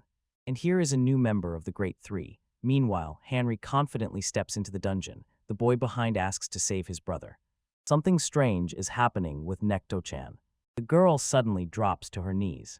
Henry turns around and asks what happened to her. Someone Sean remains silent, as if she is looking into an endless abyss, into its very essence dark and merciless. Suddenly the girl rushes swiftly and hides around the corner near the crates. The boy recalls everything happened exactly the same as that time. He cautiously calls Nekto-chan. The girl sits, pressing her knees to her chin, and it is visible how she trembles but still does not respond. Henry notices trembling and drops of sweat, reaches out to touch his comrade's forehead, but Shauna suddenly asks him not to do it, and the boy replies to her not to be stubborn. He touches the forehead again and notices that it is quite cold. Almost in panic, Henry fusses and does not know what to do. Whatever it is, he must do something. Meanwhile, in the armory, the blacksmith asks his assistant to cover for him. When asked what happened, the man replies that he is burning with the desire to create. He is heading to the workshop. Walking quickly, the blacksmith thinks that he probably hasn't felt such zeal for work in 10 years, and all because of that girl who broke his shields. He clenches his fist and decides that with these very hands he will create the strongest weapon in the world, whether a shield or something else. He set this goal at the very beginning of his path, and these thoughts make the blood boil inside him. Leaving the workshop, the blacksmith thought that if he manages to make strong equipment, he could be useful to Henry. And yet that girl is something incredible. The man, of course, is already used to it. In this city, one should not judge strength by appearance, and he himself admitted that he even liked the ease with which Nekto-chan broke all the shields. The blacksmith thinks that he will have to thank her somehow when they meet, and suddenly, as if speaking about light, Henry runs up to him. Someone named Chan is lying on his back. The man, full of surprise, says that he thought that boy is going to the dungeon. Henry anxiously asks if the blacksmith has a place where the girl could rest in peace. The man instead asks what happened to her. The hero repeats his request for help with all his might, saying that he can rely on no one else. The man shouted loudly that it was a stupid question, but of course he would help. He invites Henry to his house, which is very close by. The blacksmith leads the boy to a room with a large double bed. He says that this is his beloved's bedroom and that here they can feel at home. Henry carefully lays Shan on the bed. The girl immediately wraps her head in a blanket and is still trembling. Her empty gaze seems to look into emptiness. The boy anxiously tries to understand if everything is all right with Nekto-chan and what happened, but in response, she only mumbles something incoherent. Suddenly the girl, seized by unheard of anger, shouted to be left alone. Kicking Henry, she yelled, "Did I ask you to look after me?" She pushes the boy out the door and sharply says, "Go save your brother," and the blacksmith, exchanging glances, asks, "What are you talking about? Does someone really need help?" Henry turns around and answers yes. The man thinks about him. He says that in this city everything is ruled by the Great Three, so only truly strong adventurers can enjoy themselves here. The blacksmith said to Henry calmly, "You can go and not worry, there will be someone in the house to look after Nekto-chan." The boy froze for a moment, but quickly agreed and said he would try to return as soon as possible. By that time, he asks that man to take care of her. Sitting on the bed, Chan says that lately she has gone a little crazy, or even completely insane. She is the raid boss. The only reason she exists is the destruction of humanity, and at this thought, someone Chan begins to smile maniacally and giggle.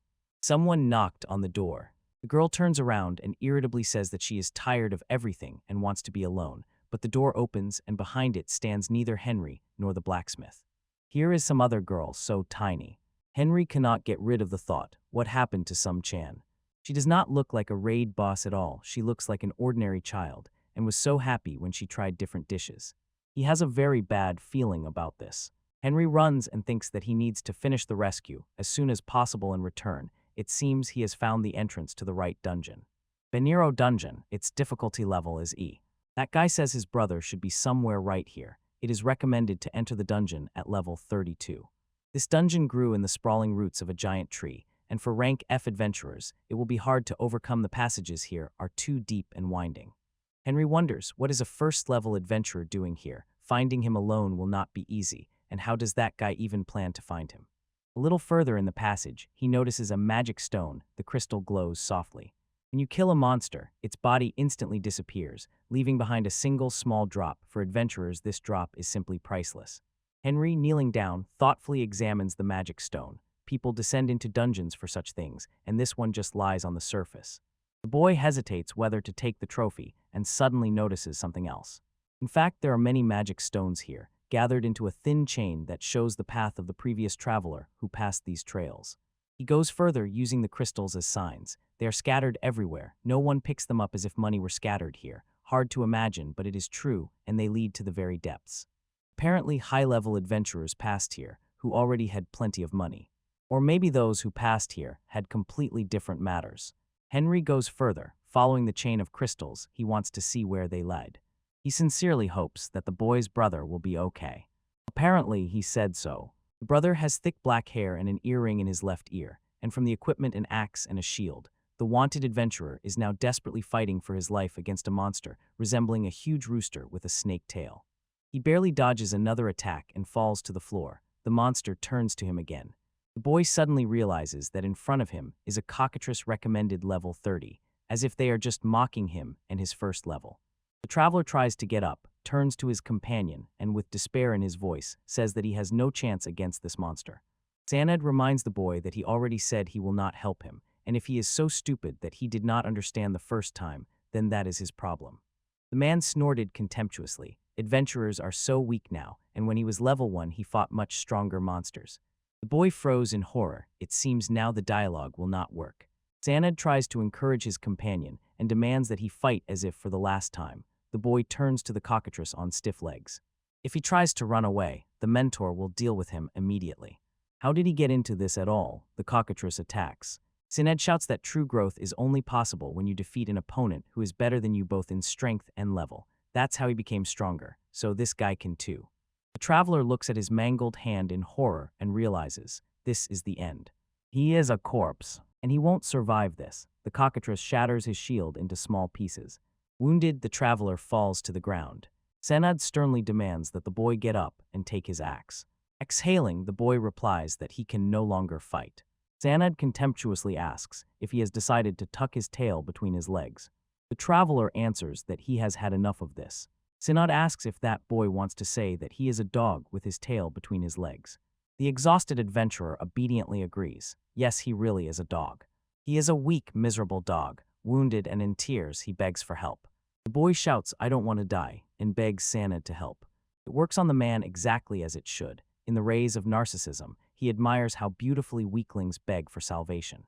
Every time Sanad saves someone from the monster, Sanad fills up. With confidence, the man cheerfully declares that nothing can be done with the unfortunate adventurer. He is going to fight the cockatrice. But there is no time. Henry bursts onto the battlefield, and with one deadly swing of the blade, severs the monster's head from its body. Sanad froze, not knowing what to say. Ignoring him, the boy rushes to the wounded man and says that everything is fine, that he came specifically to save him. The traveler thanks him with difficulty, but immediately begins to lose consciousness. The boy asks him to wait and already reaches for the potion, while meanwhile Sanad stands gloomier than a cloud and seems about to attack himself. But he immediately pulls himself together. A true gentleman should not show emotions. Inside he boils with rage and is ready to kill Henry for depriving him of catharsis, the pleasure of his whole life. Outwardly, the man grips the cane handle so tightly that his fingers begin to crack. And suddenly he recognizes Henry. The boy is happy he managed to give the wounded one a healing potion, and Sanad looks at him with admiration. The man asked if the unexpected savior was named Henry, and heard a firm yes in response. Sanad asks again if he is the same prisoner of the first level. Henry replies, yes, something like that. The man finds this charming. He looks intently at the boy, not taking his eyes off him. Sanad insists that he is actually a fan of Henry. This is the same young man with the unsuccessful evasion skill. He says he is wildly interested in what kind of traveler a boy with such a strangely rare ability can become. Raising his hands and spreading them wide, Sanad pompously declares that his goal in life is to train capable adventurers from the very first level, so everyone, including himself, recognizes him as a collector of first-level adventurers. The man introduced himself as Sanad Sullivan and immediately apologized in advance for his desire to take care. Henry felt that he was too intrusive. The man is still grumbling that if the boy were not already in Gilmo's group, he would definitely take Henry under his wing, and the hero realizes Sanad probably does not suspect that Gilmo has disappeared, and he is the last one who needs to know that. Henry decides that it is better not to interfere in the affairs of this suspicious person. He throws the wounded one over his back and says he is leaving. The man calls him, begging him to stop. He asks where Henry intends to take this boy. The hero replies that he was asked to save this adventurer. Sanad says that this is not allowed, you cannot just take his comrade, and these words hurt Henry. He looks closely at the man and asks, what if this man is his comrade? Then why didn't he help him? At these words, the hero's face twisted with righteous anger. On Sonata, he says that the boy simply has a charming face when he is angry. He tries to explain that this is part of his upbringing. If you spoil a person, they will not become a strong adventurer, but strictness breeds hope. The man says that this boy can master magic, and Henry thinks that this is truly amazing. Mastery of magic is a skill needed to possess and control spells. Without it, no spell will work. Many adventurers have tried to find a way to master this skill, but no one has found it, so it can only be inherited from one's ancestors. However, sometimes there are adventurers who, registering with the church, unexpectedly discover this skill within themselves. Sanad says that this boy can wield weapons, he is strong, and on top of that has mastered magic, so the man believes. The youth will become incredibly powerful and is currently Sanad's most promising asset. And why should some stranger teach him how to raise a ward? Henry got angry and sent that virtue to hell. He asks, what kind of upbringing is that? The hero himself once suffered from Gilmo, but at least he knew how to dodge.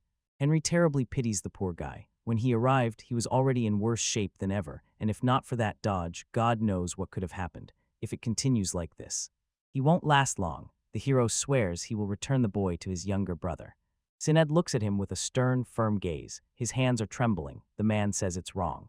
Sanad says he is level 89, and once you reach such a level, advancing further becomes incredibly difficult. The traveler goes into the dungeon, destroying enemy after enemy day by day. But the level never rises. Under such conditions, you involuntarily ask yourself, have you stopped developing?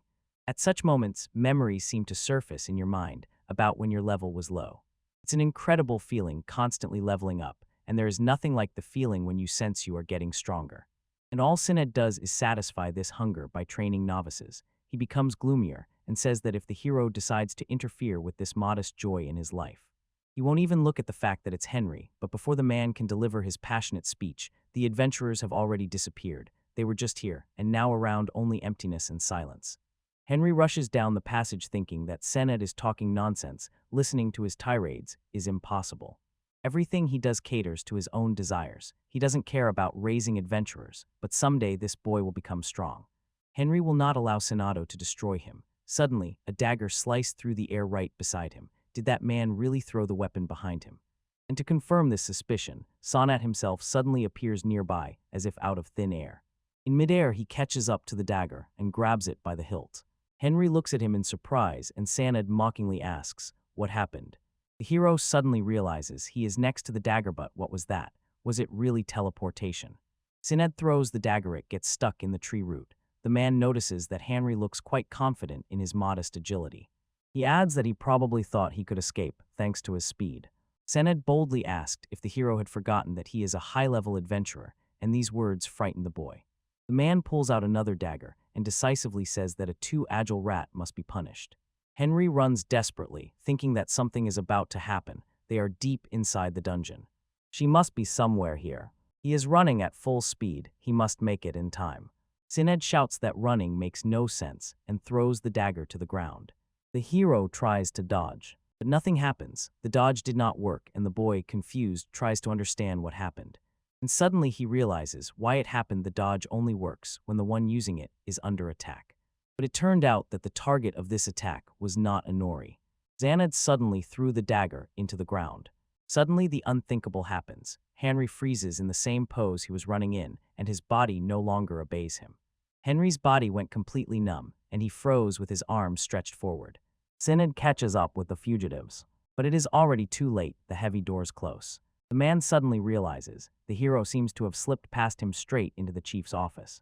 The doors closed tightly, leaving the Senate outside. To avoid clashes between groups, the entrance to the boss's chambers was locked until those who entered earlier finished the fight.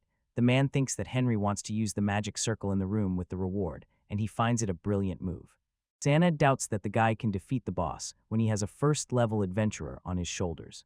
In this room, the boss is the basilisk. Trying to defeat it alone is pure madness. It can only be handled by a group of several people, where everyone knows their role and does their part.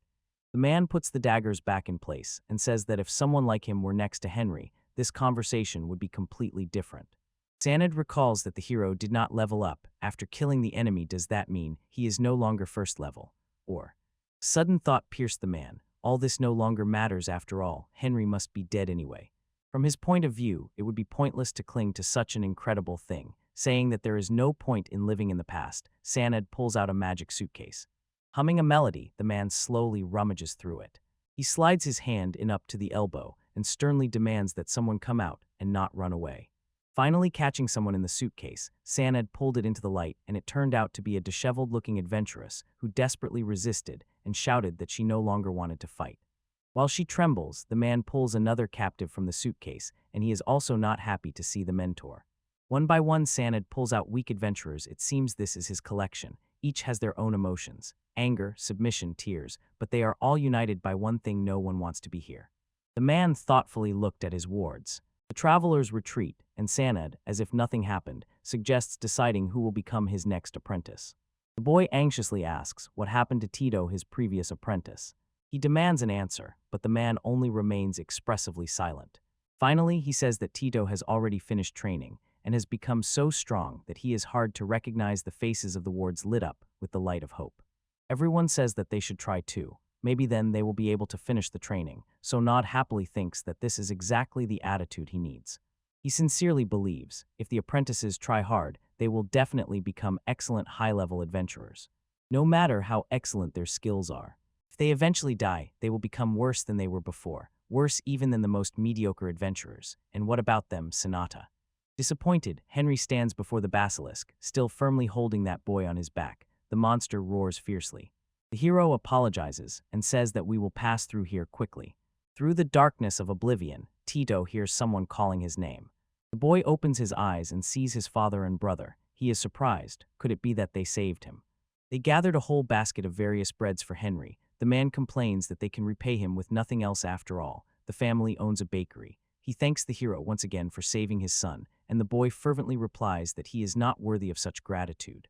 Tito remains tense and silent. Henry was puzzled about what to do. He planned that once everything calmed down, he would convince the unfortunate traveler to leave Sonata's squad, but now he doesn't even know how to start the conversation. Suddenly, the boy himself admits that he wants to quit adventures. Henry asks confusedly if this is serious after all. Tito has a strange, incredible gift. He possesses magic. The boy replies that he became an adventurer only to anger his father. They quarreled over Tito's future.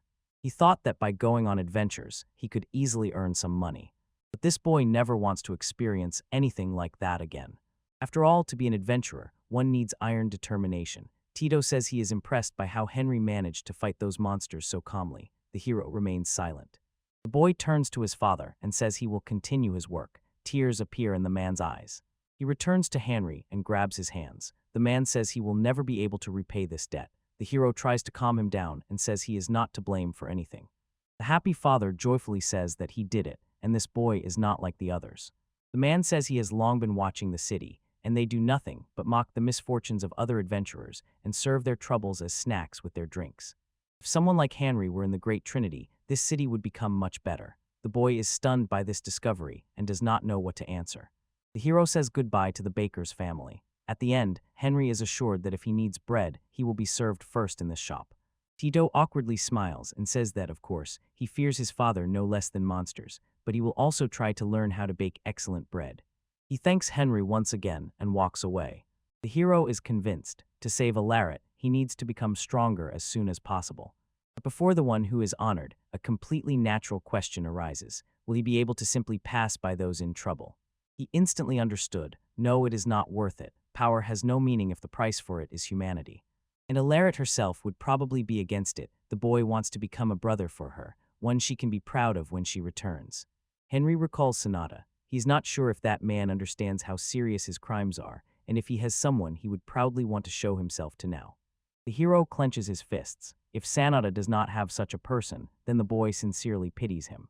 Suddenly someone runs up from behind, and a woman's palms cover Henry's eyes. Joker asks him to guess who it is, and he answers that she is Oria.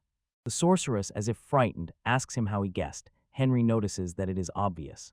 She clearly liked this answer. Oria smiles and even blushes. The hero thinks that she is behaving somewhat strangely. The sorceress gently explains, if the boy needs the philosopher's stone, it means he wants to save someone, and that is why he strives to become strong enough to go into Dungeon X, and Henry only confirms her guess. The girl seems about to cry. She says, although it is dangerous. She still wants to ask, what would the hero do if Oria said that there are rumors in Garabaz about some path capable of making him the strongest? Henry and Oria sit on a bench, next to each other, with a silence that weighs more than words. The boy freezes, trying to understand what suddenly happened to the sorceress. Oria gently asks the boy if she can take his hand. Otherwise, she won't be able to pronounce a word properly. At least that's how the girl sees it, and Henry is surprised by such behavior after all. The sorceress always spoke directly about what she thought. The guy nods and gives the go-ahead. Oria places her hand on his and sincerely thanks him. The sorceress gathers courage and confesses. What she is about to say next is only half for Henry. The other half is her own selfishness, and not a small one. And probably this is the most selfish thing a girl has ever said. The hero agrees to listen to it. Oria begins the story and says that today she was at a meeting of the Great Three. The guy asks if they talked about the tournament to determine the strongest in the nameless clan. The sorceress answers affirmatively and adds that the raid boss is literally breathing down her neck, so they need to decide who will take a place in the Great Three to unite the adventurers. The girl tries to add something else, but her voice trembles and the words break off. Gathering all her courage, she asks if the hero himself would like to try. Henry, stunned, asks again what Oria means if she means that she wants to take a place in the Great Three, and the girl confirms that is exactly what she meant. Oria explains that the raid boss is a monster that can only be defeated by the coordinated work of a huge number of groups. If they defeat it, they will get a large amount of experience and a rare SSR rank item, but all the loot will be distributed among the participants. That is why Henry must lead the adventurers into battle as a member of the Great Three. If he really intends to go into Dungeon X, he will need a certain level, and a rare item definitely won't hurt. The hero again asks about the rare item, and Oria explains that its rarity changes depending on the contribution. That is why the sorceress believes the boy should join the Big Three to increase this contribution. After talking, Oria exhales deeply and finally says that it is a choice if Henry wants to become stronger. At least, that's what they say. And now the girl is ready to move on to the part where she thinks only about herself. Even if you forget that she is the daughter of the owner of these lands, Oria still loves this city. In childhood, the girl did nothing but enthusiastically read all the books about dungeons, what bosses are there, and what the traveler gets for victory. All this literature fascinated her wildly in the books. You could learn, for example, about the weak spots of monsters, or how to get into the dungeon, or about hidden treasures, or about how to get materials for weapons. Oria simply shone with joy while reading. And the city, everything in it, seemed to have come out of the pages of those books that fascinated her so much. The sorceress simply adores it. When she utters these words, she looks truly enchanted. Henry thinks that he understands her. Oria continues and says, those who have influence in this tournament. There is Sanad, something is clearly wrong with him. Bad rumors circulate around him, and the hero immediately recalls his encounter with this unpleasant high-level adventurer. And there is Zephyr, he thinks about nothing but becoming stronger, and he is the strongest in the clan of the Nameless. And finally, Habner, a girl who simply goes crazy on the battlefield. They say they are terribly strong. Even if a sorceress intervened, these adventurers could crush her like a steamroller. All strong adventurers have their strange habits, but Oria does not want these cruel egoists to continue rampaging in this city. The girl says she wants it to be Henry. Her hands are trembling. The sorceress thinks the boy is probably in shock. Well, of course, but Arya asks him to take a colossal risk, convincing him to participate in this tournament. Suddenly, the boy sharply pulls his hand out of the girl's palm. For the sorceress, it feels like a refusal. She is convinced that the hero now sees a monster in her. She accuses others of selfishness, but she herself is no better. But the hero instantly withdraws his hand, only this time he places it on top. Oriol looks at Henry, not believing his eyes. The boy smiles as if he is not scared at all by what he heard. The hero says if this makes him strong enough to go to Dungeon X, then he sees no reason to refuse. And the boy himself grew up in this city. He recalled the words of Father Tito, the city would be much better if someone like Henry were in the Great Trinity, but the hero is not sure he can handle what the girl is asking. Oria replies that she is sure he will manage. Henry will definitely manage. Suddenly, Waldemar appears before them. The frightened girl clings to Henry. The man notices her, seemingly surprised that the landowner's daughter is also here. Waldemar does not understand why that boy is so calm, and the hero just laughs. The man says that he seems to be starting to understand and asks, "Henry, have you really already heard all this?" He reminds that he kept his word, fulfilled the promise, and arranged everything. Judging by his face, this boy seems already decided. Although it sounds like a question, the resolute looks of the guys leave no doubt about Henry's decision. The hero confidently declares that he will take his place among the Great Three.